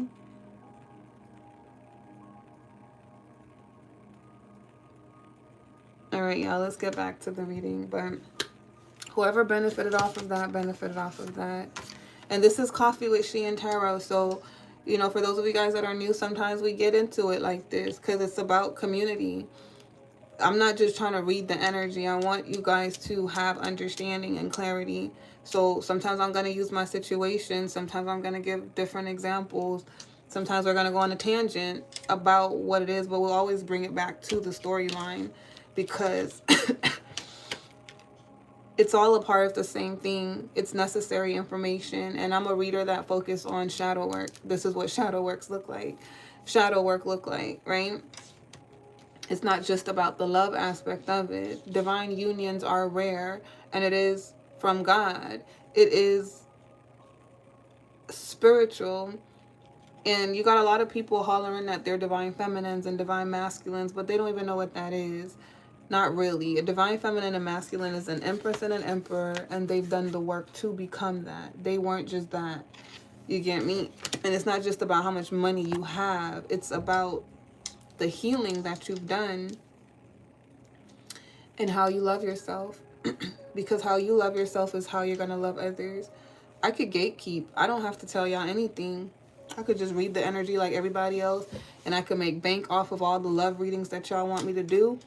But I'm not like everybody else. And because I love myself, I love my collective. Right? But anyways, and that's not to talk about nobody and they love readings. Look, because to each its own. Everybody is not like just horrible. I don't knock love readings. I just don't do them because I have a different belief system about the journey and different enlightenment about it. So I literally can't do it. I would feel bad doing it because I know that energy changes and you can give people false hope, keep people stuck in cycles because they put that trust in you. They're looking for answers. It's so easy to keep somebody stuck in a pattern. You get me? People don't be understanding. Y'all be thinking y'all understand my readings when y'all get personal readings until months. I'm a psychic down the line. And I always tell people that it's going to resonate with you in this moment because life is cycles and patterns. And you're going to think that you broke this pattern. But you're going to realize down the line, you hadn't even gotten there yet. You thought you knew what I was talking about, but now it hit different. Somebody asked me the other day, and I sent her a reading a year ago. I did for her. She was asking for it. Because you could always go back and watch the readings. Like, I give you guys an unlisted link. And she was like, she was asking me if I still had it. She wanted access to it. And I was like, yeah, but I already figured, like, oh, that's happening now. And now she remembered that reading because something in her life changed. And she thought it was that timeline, but it wasn't. Because I was telling her, she was in a twin flame dynamic. And she went, and I resent it to her. And she was like, I think I met my counterpart. I was like, but you kept going back to that. Because she kept going back to that twin flame after that. So I was just, but it makes me happy when I see like, okay, y'all finally outgrew the energy. And the fact that she thought about that reading was spirit told her that, her higher self, right? And when she listened to it, she had a whole different interpretation because she's now in that energy. So now she's going through her journey. She's going to see that part of her journey because she's now aligned to it. But you can't force the alignment. You can't force the energy. You got to heal through it. You got to get tired of that same thing. You get me? But I was proud of her. And that it wasn't then that I knew I was a psychic, but it was someone I had did their reading, I think 3 years ago. And it could have been last year, she told me. I think it was last year, because Coffee with She and Tarot has been 3 years. And I did her reading in the beginning of me doing this. Because at first I didn't know I was a psychic. But when she told me, she was like, it took me 2 years to understand what you were saying. Like, I thought that I knew. I resonated with the energy. But now I get it. Like, it hit her so different. And I didn't even expect her to, like, hit me up saying that. But it's like, that reading was 2 years ago. So I was like, but she thought it resonated with her. And she was like, I'm trying not to cry. Y'all, I'm still a Pisces, so I will get emotional. Because I'll be happy when y'all grow. But she was stuck in an abusive twin flame cycle. And she was like, it took me 2 years to love myself, right? Because she was stuck there. Like, she was stuck because she wasn't loving herself. She wasn't choosing herself. And her energy was different because she broke the karmic pattern. You know, and I get a lot of messages from people that don't even book with me. They just based off of the collective readings. But that was the first time that I was like, I understood myself as a reader. Like, you guys helped me understand myself as a reader. And that's when I understood that I was a psychic. I was like, oh, I guess I'm a psychic. Because I thought I was just reading energy. And then for me, because I have access to the information, when I was on my journey, I mean, I'm still on my journey, but when I was on my journey, when I would read energy, it would happen like within a couple months. So I would move so fast because it's like I was doing shadow work the whole time. I was learning how to read energy. So I've never been stuck. Like, I started out watching tarot like everybody. That's how I got inspired to do tarot. And then I started feeling stuck. Like, I was getting tired of it. I was like, what the fuck? Like, they keep saying this person is coming back. You get me? That's when I was letting go of the twin flame. And everything was resonating, but it was like he wasn't coming back. And I got tired of hearing that. Because I guess that's the other part of me. You know, Pisces is opposing energy. It's like we're light and shadow. We're angel and devil. So I switched so quick where I'm like, I'm tired of this shit. But it was making me feel stuck. And then I felt like I could do tarot, and I got into tarot. And the way I read, it was always like taking accountability. It was never like what the other person is doing. And it was hard truth. Like Spirit was just telling me, like, you know, this is not what you really want. And it would get so deep. You get me? So then I started to see, like, how insecure I was.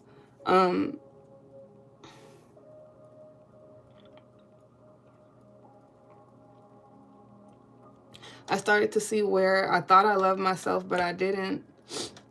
So, because I gave so much. And I'm just pausing because I'm trying to stop the waterwork. I'm also like that. Like, I'll cry and I'll start laughing. But it's because it's like, it's not that I'm sad. I just can't, it's just the energy. I can't control it. I know some people don't like crying. Like, y'all get awkward or y'all think it's fake. But I'm just like this. So get used to it. But, what was I saying? Yeah, it's like I always saw that I had to take accountability. So my readings were always like that. Focus on you. Take accountability. And when I came across the reader that I learned how to tell the readings in a storyline format, that's Kate. That's Kate Regretless Life. That's my fairy godmother. That's what I call her. And I wrote her and I told her, because, hold on. She was the first reader that I felt inspired by, where I was like, listening to her, I'm growing.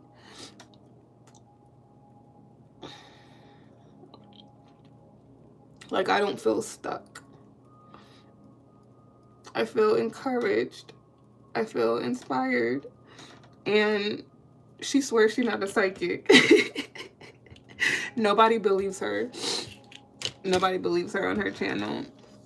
And don't go over there causing problems.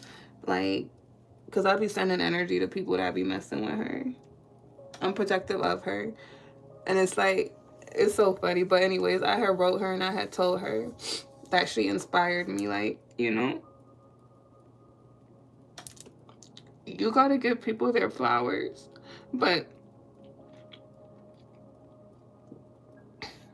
I see things through different perspectives. Like, I saw her as me in the future. And I saw other readers. And I saw me in that space from you guys' angle. And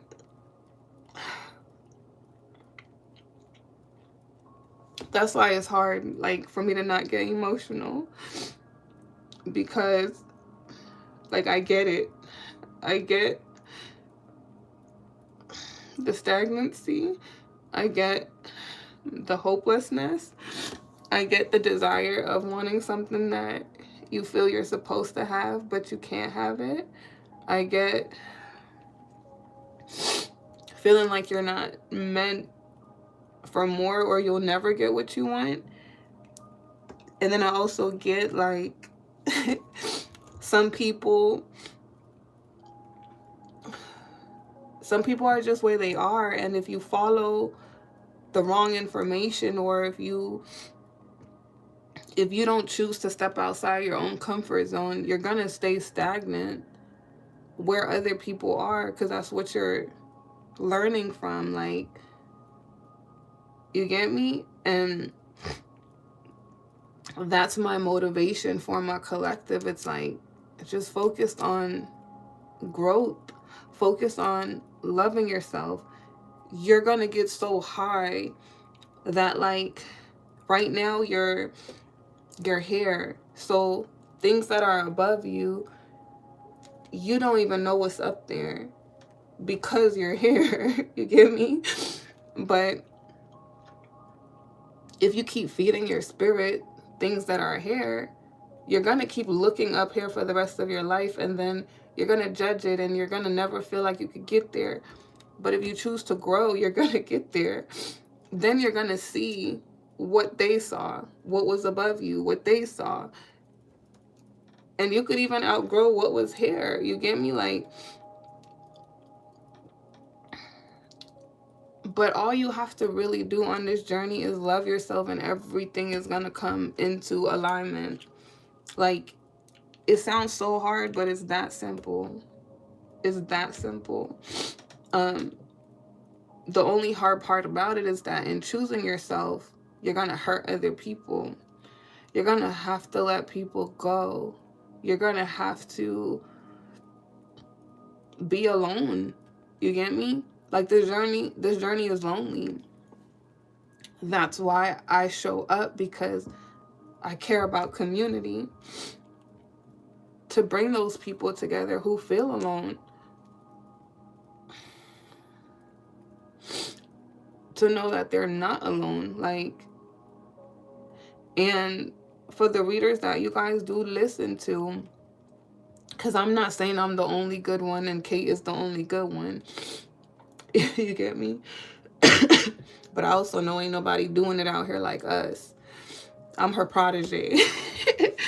But, like, I hope that more people take it seriously and they don't just read energy. It's like, when spirit puts you in that position, is so people can really do shadow work, not just hear about how somebody missed them, or they with somebody else and making you feel like you the prize because they daydreaming about you, but they in another connection. Like you won something. You didn't win. You get me? And sometimes those readings, I guess, are necessary, because you need to know the karmic stuff too, but it's not always necessary. So when I hear people tell me that they've outgrown something, and it was a benefit that they outgrew it, that makes me happy. You know, when they say, like, do what you love, I love what I do. Like, this is literally my work. This ain't my passion. This is my work. I'm a creative. My creativity is my passion, but this is my work. So I felt like I had to share that with y'all. And you don't need to book a reading. I'm not trying to sell y'all my readings, but it is there. It's available for people who need guidance. And I do them the way I do them because that's what I'm doing, is I'm guiding you. Not everybody knows how to listen to their intuition, right? Y'all could benefit a lot from these collective readings if you just listen. You change your perspective and take in the information as it's given. Even if you're not hearing something romantic, always look to see how you're growing through the situation, what you need to fix, what you need to change, not what nobody else is doing or when they're going to come back, right? We have stopped focusing on the time frame, because the universe is going to give you what is best for you. So call in the energy, not the person, but the energy is always coming as you're doing that soul work. You just going to be surprised at the end. It could be someone from the past, or it could be somebody new, but you're going to have exactly what you were manifesting. in your heart. And you're going to like what you manifested. Like, the universe ain't going to send you somebody you're not going to be attracted to. Like, you'll be attracted to them. You're going to want them. You get me? But you just have to trust it.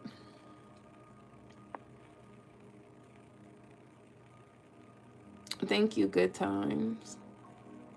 Yeah, so I cry sometimes, y'all. Y'all go watch. Oh, and all my readings are timeless. So let the titles guide you. Take them as they resonate. But I cry all the time. Well, not all the time like that, but y'all will see me cry because I can't help it. I'm a water baby. Yep, we lie to ourselves that he has not moved on. He making a mistake. No, he is making a choice. Period. See, I love that. That right there. That right there. That thinking. Yes. Yes. Because you be the fool sitting there waiting. Like, I was there. It's so much better when you free yourself from that thinking and you get more. Like, you get masculines that actually want to do for you. Y'all, it get better, okay? Like, we're all in the same collective. I'm just the head of my collective because I'm the teacher, but I'm also on the journey. So, you get me? Like, I've been through it, still going through it, but I'm closer to the end of it. So, it gets better. Go see what's out there. Okay? Go experience these counterparts because they all got something to teach you. Sometimes it's fun. Sometimes you get a little passion out of it. And sometimes it's emotional. Sometimes it's, I don't want that. But you make an impact on, the divine feminine make an impact on everybody that she comes across. It's like, she's just like on her journey. La, la, la, la, la. Da, da, da, da, da. Run into someone, have an experience with them. When it's time to let go, she let go. But it's like she triggered that person into growth. They're growing. You get me? So it's like she's planting seeds. La, la, la, she goes again. And those people are growing while she's moving forward. That's why it's like they can come back. But you don't know who it's going to be. But it's so you're meant to love many different people. So just go experience and go enjoy your journey. And when it's time for you to settle down, you'll know who you picking because it's the choice that you want. So if it brings you back to that person that you felt like it could have worked out in the past, but now they're actually that energy and they're ready for you, then you pick them.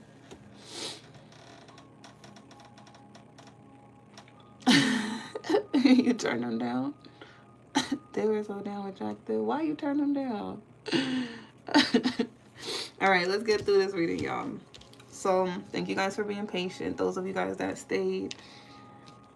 But I really don't be caring though who be leaving and stuff, because I be caring about the people who stay, because I'm like, that's y'all growth. You get me?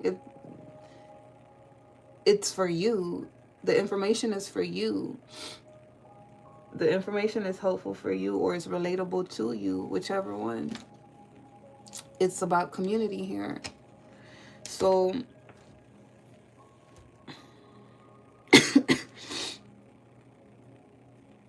yeah, she walks away because she knows what she's manifesting in love. She wants family, 10 of Pentacles. She wants someone that's going to build with her long term. Now, even if she's older, it doesn't mean that she might want to have babies. You get me? But she wants someone who's going to be beside her. Maybe she already has children. He already has children. They're a blended family. Maybe their children are grown. But it's like they still get to have the grandparents experience together. And now if they're younger and they could still have children, it's like they want to have that dynamic where they grow old together. So both of these two want the same thing, because what this feminine doesn't know in the storyline is that this masculine wants the same thing as her. Tell me about the Queen of Swords and the King of Swords. We have the Star, Page of Pentacles. What else?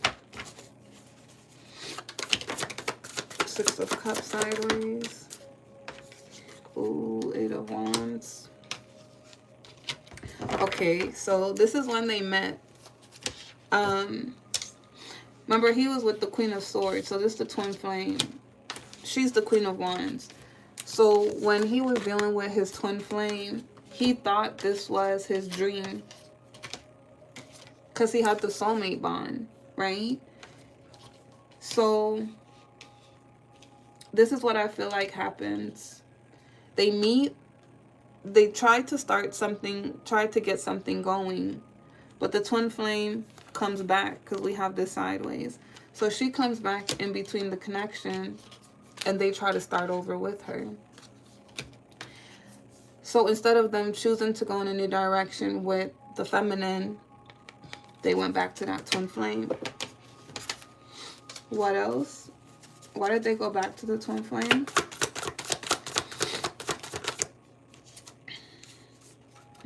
We have Knight of Cups. They still have romantic feelings.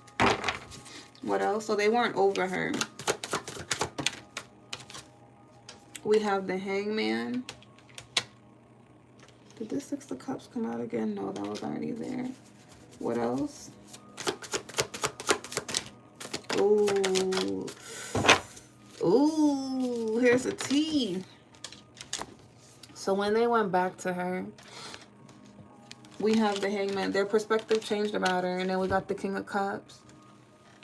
So this is what happened. We're not going to go too detailed into their situation because that's not the type of reading I'm getting out of it. And we have a bunch of these readings already.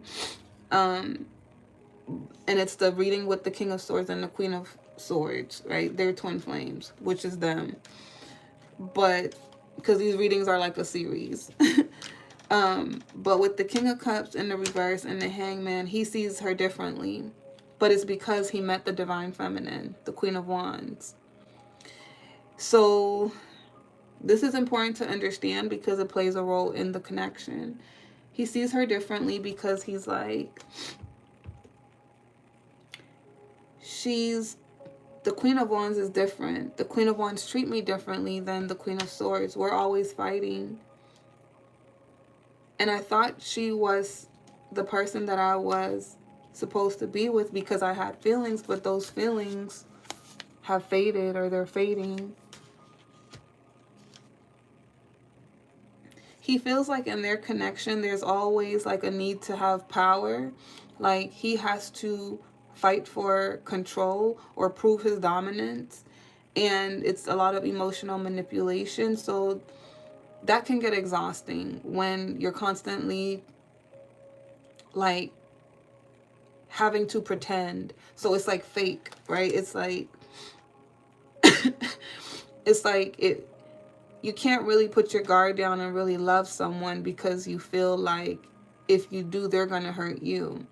That was a toxic mentality that he was in. So he didn't want to treat the Queen of Wands that way. His dynamic with the Queen of Wands wasn't that way.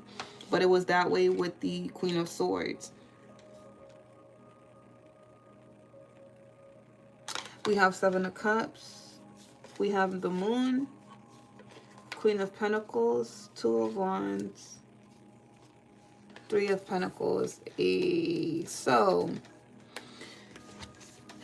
he made that choice going back to her. I'm going to ask about the Divine Feminine because I feel like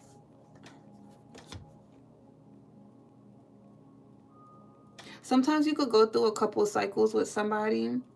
And I don't know if they went through a couple of cycles or if it was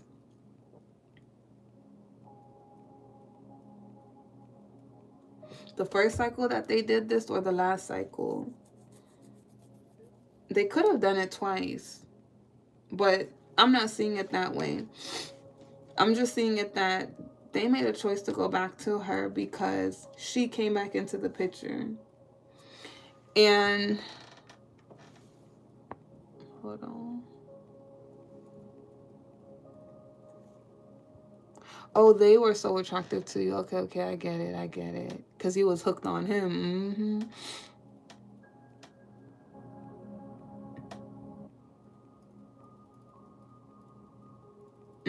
That's good, boss lady. Boss lady said him not seeing his counterpart's worth from the start is like experiencing rain constantly and the sun shows up, but will she want him back or choose another? Exactly. So the ball is always in the divine's feminine court. Why she come back into the picture? I'm telling you, there's other storylines. y'all gonna hear it, but go look for them readings. Like, go through it, and when you hear about the King of Swords and the Queen of Swords, that's their story. But I also have two different energies for the King of Swords energy. So they're both counterparts, but one is married, one is single. So don't get them confused. But they're both counterparts. And they both come out as King of Swords. In this situation, this is not the married one. This is the single one. This is the one who was like had options, right? So he wasn't cheating. He just didn't pick a person. Now,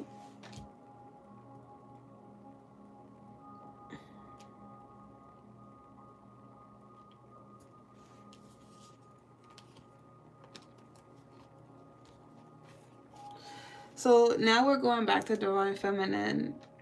So this is his story where this is what he ends up doing. He ends up, the twin flame comes back. And the quick story why she comes back is because twin flames can feel when you're moving on. Even if they're not spiritual, even if they don't know what's going on, they energetically feel it. And you always have a narcissistic one and you have an empath. In this case, the masculine is the empath. The feminine is the narcissist. So the masculine is like the divine feminine. But the twin flame had her grip on him. So if you've experienced the twin flame connection with your shadow twin, then you went through the same dynamic. So you know how they can pull you back in. That's what happened. He didn't know the divine feminine. So you gotta remember, they didn't really start nothing. He could have started trying to talk to her. And I feel like that's when this twin flame comes back in, is when he starts talking to divine feminine, but he probably starts ghosting her, like disappearing. But then he will come back, disappear again, come back, because he's like interested in her, but he's being pulled back in by the twin flame. But the divine feminine ain't like waiting on possibilities or somebody who's not really showing up. So she walks away. Remember, that's what he sees. He sees that she's not gonna sit there and like play his game, or he's used to people falling at his feet. So when he met her, remember, he was in a toxic cycle. That's why I said he's gonna come off toxic to her, but she's gonna know energetically he's not. She's gonna feel his higher self. That's why she's like, I feel like we're a match. It's not out of like illusion, because she's looking at him from a standpoint of what she's grown from, that like she's choosing love rather than falling in it. So she wasn't falling for him. She just could see them being partners and working together. But he wasn't showing up that way. And the reason why he wasn't showing up that way was because he was still connected to the twin flame. It's like they could have been, they weren't together. They were in a situationship. They were in this entanglement. But it's like they could have been like fighting, where it's like, y'all know how situationships work. That friends with situationship is just another word for friends with benefits, right? But we know it ain't no friend. But it's like, that's what it was. It was a friends with benefits situation with the twin flame. And then they probably was like fighting like, we're done. But they weren't really done, because they do this. They fight and then they go back to each other, and then they have that passionate make-up sex. So he met her in the middle of that, right? So she's like, he seems great, but he's not showing up. I'm not even interested in that. So the feminine wasn't tripping about this masculine, because she was not emotionally invested. So it didn't matter if he was dealing with the twin flame, she's not invested. You get me? She's learned how to detach. So, when he did this in secret, this was not something that was like out in the divine feminine face. This masculine's not like that. This is not something where he was trying to make her jealous. This is him on his own journey. So from his perspective, it's like, yeah, it looks like he's trying to have his cake and eat it too, but it's not that. He's single. He's trying to figure out who he wants to be with. He's free to explore any connection he wants to, but he's thinking about himself. He's not thinking about how he's affecting anybody else. He's just thinking about his desires.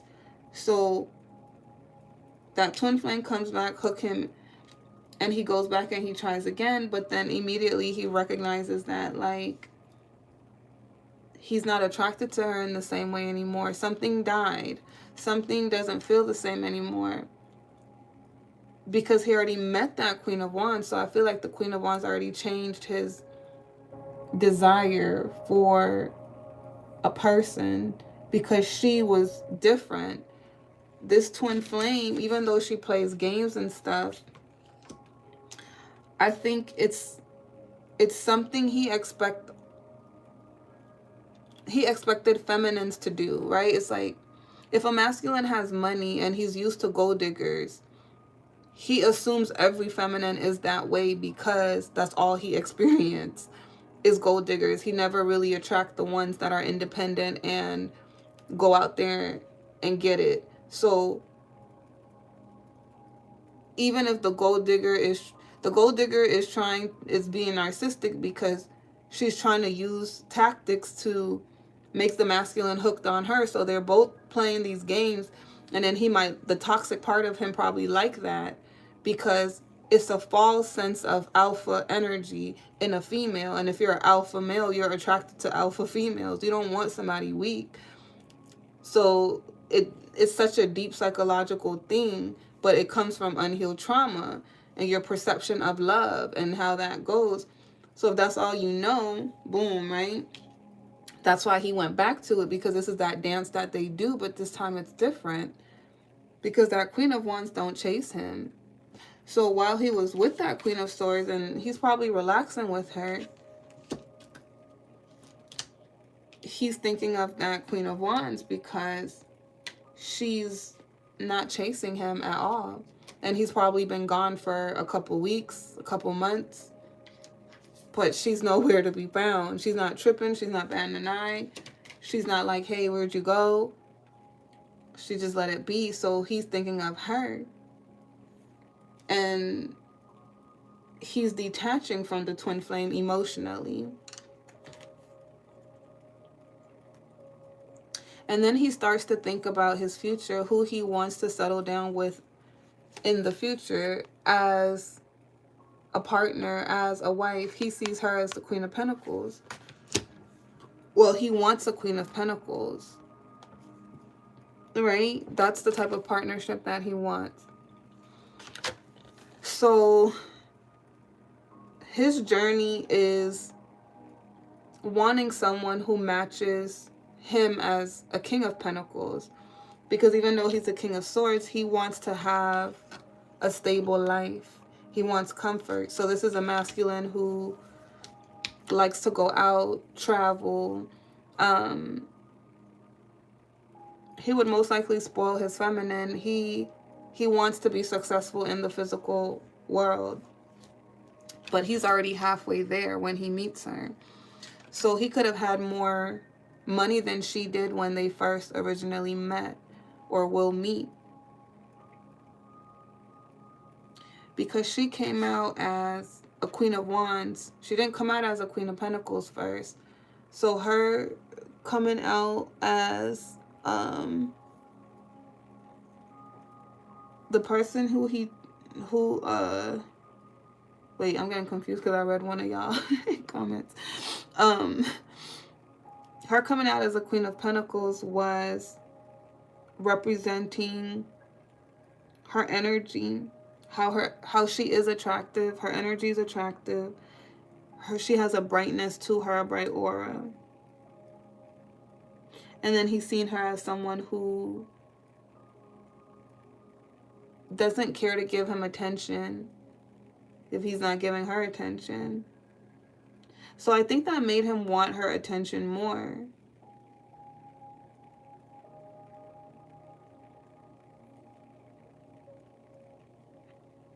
And the Queen of Swords was colder.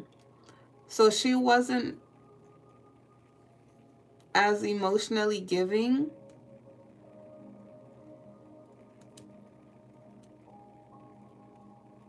But I feel like the Queen of Wands was more warm. You know when someone feels like they're not mean, even if they have boundaries up, they're not mean. They just don't let you play with them. That's how he felt about the Queen of Wands. Like, she's not mean. She's nice. She's warm. But she will put up a boundary. So I feel like he automatically had respect for her. But I don't think he liked her yet. It was just like he's interested in her. He's intrigued by her. He's observing her. So I feel like when he started talking to her, it was lighthearted for him. It wasn't serious. It wasn't like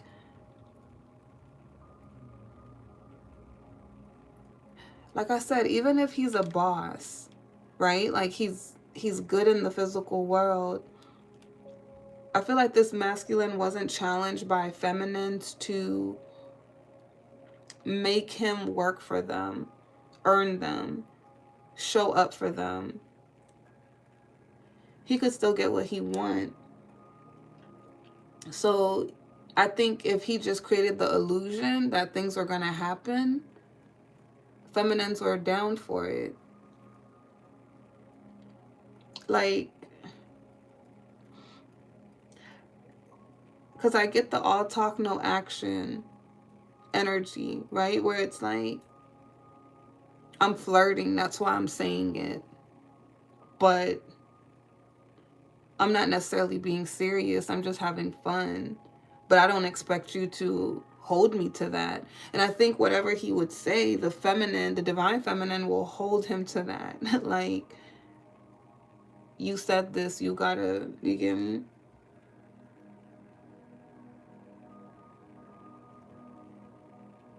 Yeah, he wasn't. So the way she seen him was different than the way he seen her. The way he seen her was like, she really wants me to do what I said I was gonna do. She's serious. And then the way she sees him, it's like, you just want to play games. You just want to have fun. Like, you're not serious, right? So that's why she walked away. So I think they both kind of observed each other well. But the only thing that I feel like the feminine missed from this masculine is that this is the type of masculine that will get serious for the person he wants. But he didn't truly want that twin flame. He thought he did, but something in him still didn't know if he wanted her, because if he did, he would have been chosen her and been gotten exclusive with her, but he wasn't. They were just sharing passion. You get me? But he wasn't fully released from her.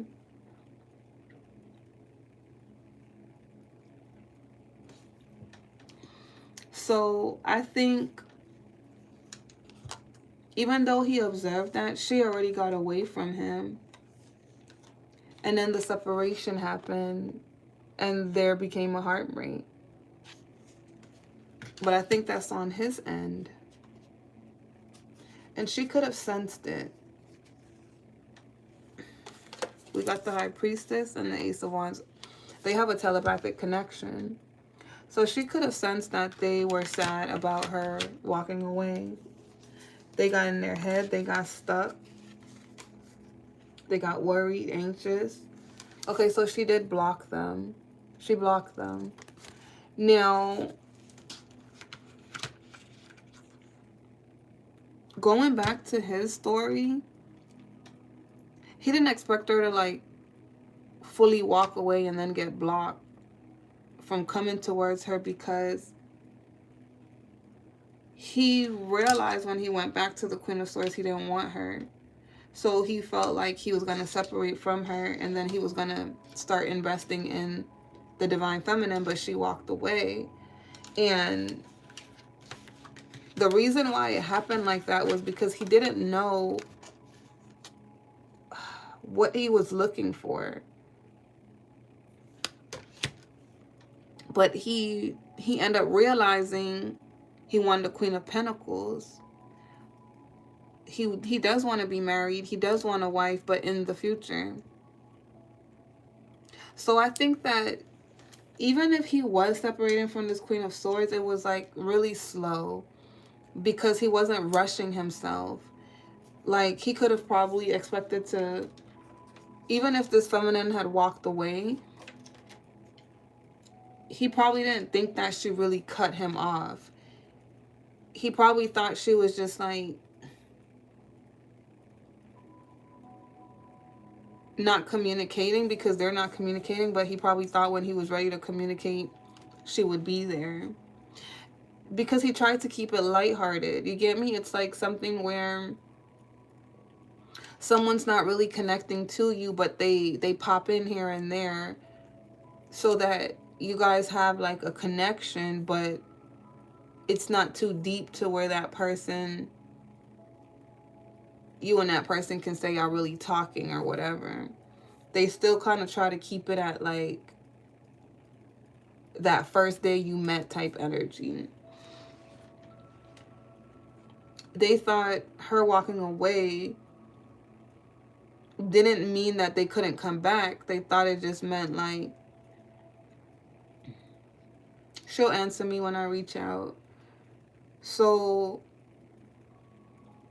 they end up finding out they're blocked. And then I think that shows them even more what type of person they want in their future, which is the Queen of Pentacles. Now the Queen of Pentacles, this is a double deck. That's why you guys see double cards, because I have two of the Light Seers decks mixed together. So now they're in a place where, okay, she's grown into the Queen of Pentacles. They want to ask her out on a date because they've grown, right? I remember in the beginning we had similar energies. We had the Magician. We had him where he was manifesting stability. So he wasn't a full King of Pentacles. Like he had some stability. Damn, it kind of feels like she surpassed him because he has stability. She didn't have stability. She had confidence. She was creating something. He had stability somewhat, more than she did. But she's the Queen of Pentacles now.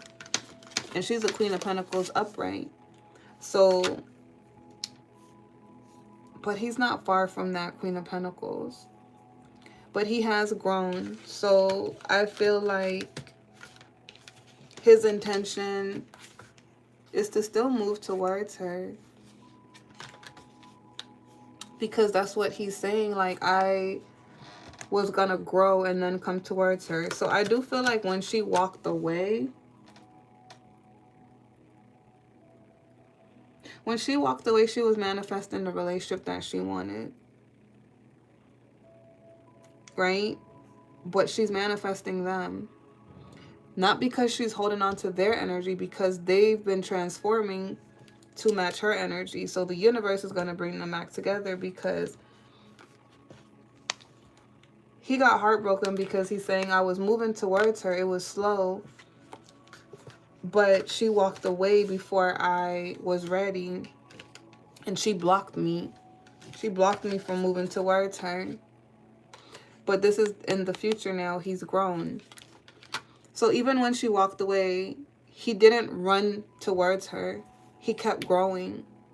So he had a plan that after he finished his healing, he's going to go towards her, because he better catch. He's going to go towards her. Well, I feel like, because we've been going through the journey. But this is at the end. So some parts have been skipped because you guys have already heard that part. So Spirit is not highlighting that, those in-betweens of those in-betweens. This is just kind of like the beginning, middle, and but now in this storyline at the end of it, right, she's this Queen of Pentacles. I tell you guys, that's when your person starts to come in. You go from Queen of Cups to, you start off as a Queen of Cups, that's the empath. Then you grow into Queen of Wands. Slowly your confidence start to build in yourself. Now you're learning boundaries, your self-worth. Then you tap into the Queen of Swords because you're learning how to speak up for yourself, stand up, be honest with yourself, take accountability. And then you get to the Queen of Pentacles where you have financial stability. So now you have everything that you need in life, right, to function, survive. You don't need anyone for anything, and you're an empress or an emperor.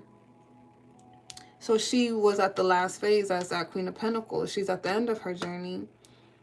He was already a King of Pentacles sideways, so money wasn't the issue for him. He was going to make that. He was going to fix that up. And he could have become this King of Pentacles at any time. Like, I don't think that part was a part of his journey, the money. It was the King of Swords, because he was in the reverse, and the King of Cups. This was the two energies he had to work on, is making these come upright, addressing addressing his emotions and feelings and balancing them out, being true to himself, his heart, and having a plan and direction in his life about what he wants, where he wants to go. So we already know the King of Swords had a lot to heal from. It wasn't just the connection with the Queen of Swords. That was just a part of it. You get me? It was a part of the toxic cycle he was in. She's just a part of it. He had other things he had to work through, because the reason why he thought a certain way was because he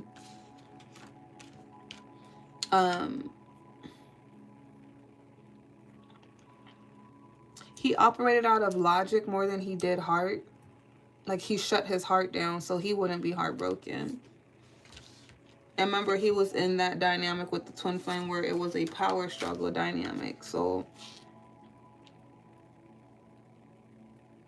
it was about him choosing the path that was right for him. But he figured that out when he met the divine feminine, that he actually really wanted family. He wanted love. He wanted stability with her, because she seemed to be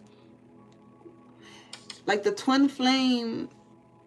It's just like how I explained to you guys in the beginning of the reading. The twin flame isn't your person. People think it's their person, but they're wearing a mask. So that's how they hook you, because they're reflecting you to you. So if you're a boss and you're looking for a boss and somebody's showing up that way, but then later on you find out that they're really not that they look like they are, or they make money but they can't hold on to it because like all they care about is shopping, and they don't really invest in future things. Like, that's not really what you were looking for, because the type of boss you're looking for is somebody who actually got it and can keep it and wants good things out of life. But then later on finding out like that person just wants you to do the heavy lifting. They want the image more than they really actually are that. So she showed up like that at first until he found out she really wasn't that. Remember, it became a power struggle dynamic thing. But feelings were there. But it was like they both manipulated each other. He didn't see the Queen of Wands as what he was looking for. He just was attracted to her energy. It was more of a heart pull. She pulls on my heart. Why am I attracted to her? She's not what I'm looking for, because I'm a King of Swords. She's not a Queen of Swords. That's why he was connected to the Queen of Swords. He thought she was like him. But he had to change from being a King of Swords to a King of Pentacles. He's still going to always be a King of Swords. But we can change, right? It doesn't matter what sign you are. So I don't do my readings by sign. I do them by archetypes. So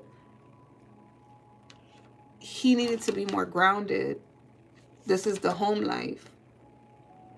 But when he met her, he was in an energy of thinking from his logic. If she's a Queen of Wands and I'm a King of Swords in the reverse, we don't match. Like, me and her are different. We don't want the same life, right? Like, me as a Queen of Wands, I'm a content creator. I'm on social media. Like, I'm not scared to post things. Like, some people really are scared to post. Some people really, and I create a lot of content, and I have different aspects of myself that I project on social media. So a King of Swords, they can be somebody who isn't necessarily shy, but they're not a content creator. You get me? Like, they might be in the background. They might be like the producer or something, but they're not going to be in front of the camera, like, getting judged by people and things like that. So you could see somebody as drastically different from you if you're just judging them based off of how you're seeing them rather than getting to know them. It don't mean that they can't work together. The differences is what makes you work well. Because a content creator could benefit from somebody who is disciplined, right? Logically, because they have more structure to them, and that content creator would need discipline and structure for their content. So you could work well with people that are different from you. But he initially was like, no, I'm not supposed to want her. She doesn't fit the ideal version of what I'm supposed to have or what I thought I wanted. All of that plays a part into why it turned out like this and why he went back to the Queen of Swords. But he realized that, like, his heart was pulled towards her, because when he went back to the Queen of Swords, he didn't want her. When my counterpart did that to me, I felt him have sex with the girl. Like, it was crazy. And I didn't even have that with my twin flame. But I didn't have emotions for that counterpart, right? And I say that counterpart because I have a couple counterparts that I experienced. So I told you I don't have that, like, oh, this person is my person. I don't have that. But I felt when they had sex, and I saw it in my mind. It was weird. I never had that happen. It was like, I just saw it. And that might be how it happens for y'all too, to know it. Is that I wasn't thinking about him. I was doing something randomly, and I just saw a vision of him and her. But I feel like what happened was because he was thinking about me while they were doing that. And that's why it came to me, right? And I was like, what the fuck? That is so weird. And he had disappeared from me he had disappeared from me for 3 weeks when that happened. And then he came back. Like, he started talking. He picked back up the conversation. I was like, okay. But I wasn't taking him seriously, so it didn't matter, like, if we talked or not. I was still interested in him. I didn't lose interest, but I wasn't focused on him. I was focused on what I was doing. But I just remember that it was like I had that vision, and then he came back 3 weeks later. So, I forgot why I told y'all that. There was a reason why I told y'all that. Anyways, what else do we have? Okay, so he clears out the toxicity. He does go through his transformation. He does become a full-blown King of Pentacles. He did this silently. He watched, observed, he learned about himself. He figured out where his passions lied, what his dreams really were. So I feel like this is how he grew.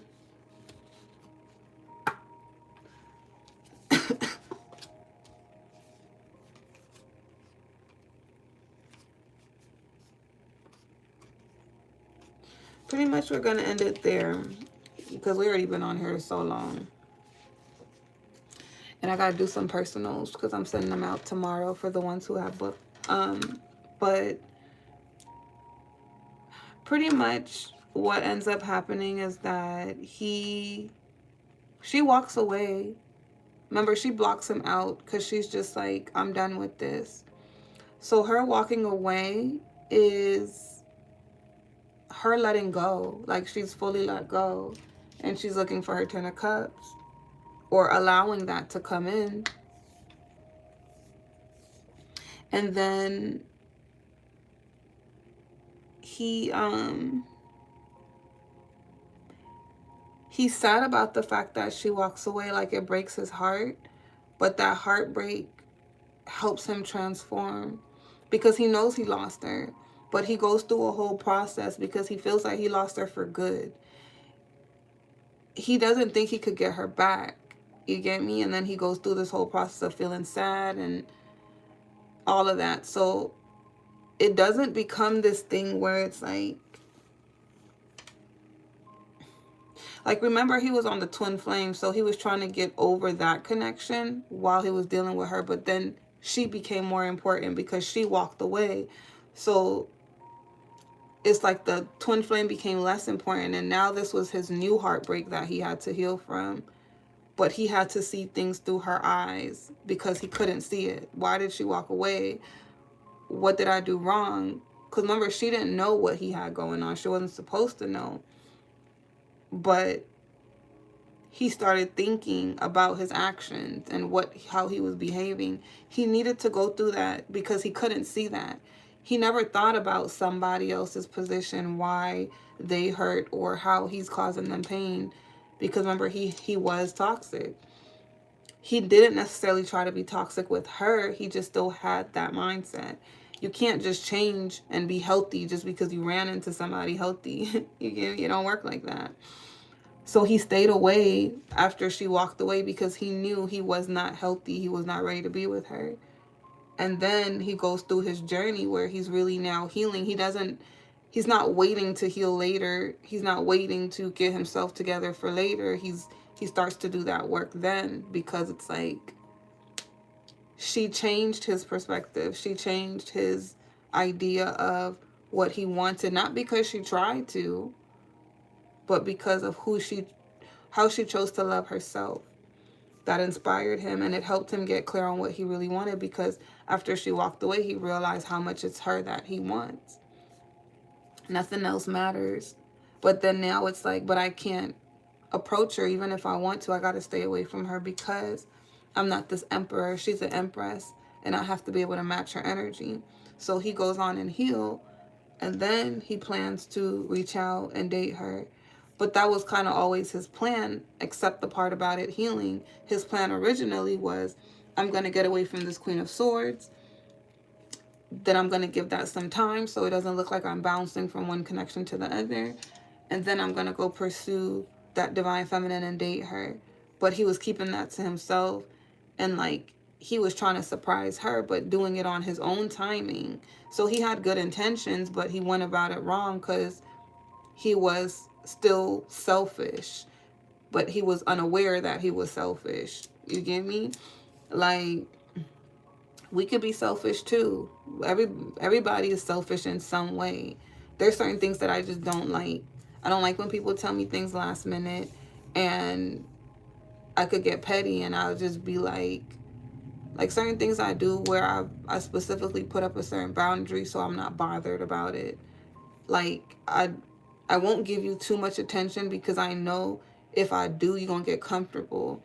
And I don't want you to get comfortable, so I'm going to manipulate the situation by not giving you too much attention. So I know you're not going to get comfortable with feeling comfortable to ask me for favors because I don't want to fucking do the favors. That's me being selfish, because sometimes I could do the favor, I just don't want to. So we all have our selfish streak. It doesn't mean that we are narcissists or coming from a mean place, but this was his. It's like he intended to always be with her. It was never a choice between between her and the Queen of Swords. He didn't choose the Queen of Swords. He always chose her. but it was just about the timing. He didn't feel ready. He felt like, I'll have this later. Not because I'm trying to save her on a shelf for later, but because I'm not ready for this position. But he didn't really see that when he recognized she was more serious, that's when he realized she's more ready than I am. He was still in a more childish place. She was more in a place of like, I'm about to graduate because I'm tired of, like, I'm done with this childish stage. But he had to grow to match her energy. They wouldn't have been a match. They wouldn't have worked well together. So it was always about divine timing. So he's going to come back, but that's going to be up to her. She doesn't have to say yes just because he returns. But you get me? If she still wants him, then she's going to have to be true to her heart as well. Because like I told y'all, it's not about twin flame or counterpart. It's about divine timing, and it's about alignment. What truly aligns to what you want in a relationship connection. And forgiveness is required on this journey. And forgiveness don't mean you have to get back with them, but it is a part of the journey. So when she becomes a Queen of Pentacles, that's when he's going to come back. If you guys are not a Queen of Pentacles, you know that you're not there yet. This has not happened for you yet. It's a future reading. You get me? And that's why I tell you guys I'm past, present, future, because you could see yourself in the storyline where you are and where you're not. So don't project something that hasn't happened and on just because it sounds similar to another energy, because it's not that energy. When that time comes up for you, then you can relate to the energy. And just look at it as, and if you're not there yet, just look at it from a standpoint of insight. What would I do in that situation as this person? Or if this happens to me and my life go in this direction, what would I do? How would I look at the situation? You get me? The more you change your perspective, the quicker you get through this journey and shift. Like, if you stay prolonged in holding on to a mindset and not healing through things, you're going to be stuck longer in cycles. That's why I don't do timelines, because like I could tell y'all months and stuff. Something's going to happen in October. This could be 5 years from now, October. That could be this October, right? And then we have within a month, next month. That could be the situation next month. But this could be in October. And then 2 months after that or something. Like, nobody really knows the timeline. You get me? It's just going to happen when it's divine timing, because that's when it's supposed to be had. So, but I do think it's accurate as far as like the months and things. You just don't know what date and year it's going to play out. But for some of you, this is going to happen this year because you've already gone through this whole journey with the twin flame, with the counterpart, and this is your true person. This is who you're meant to be with.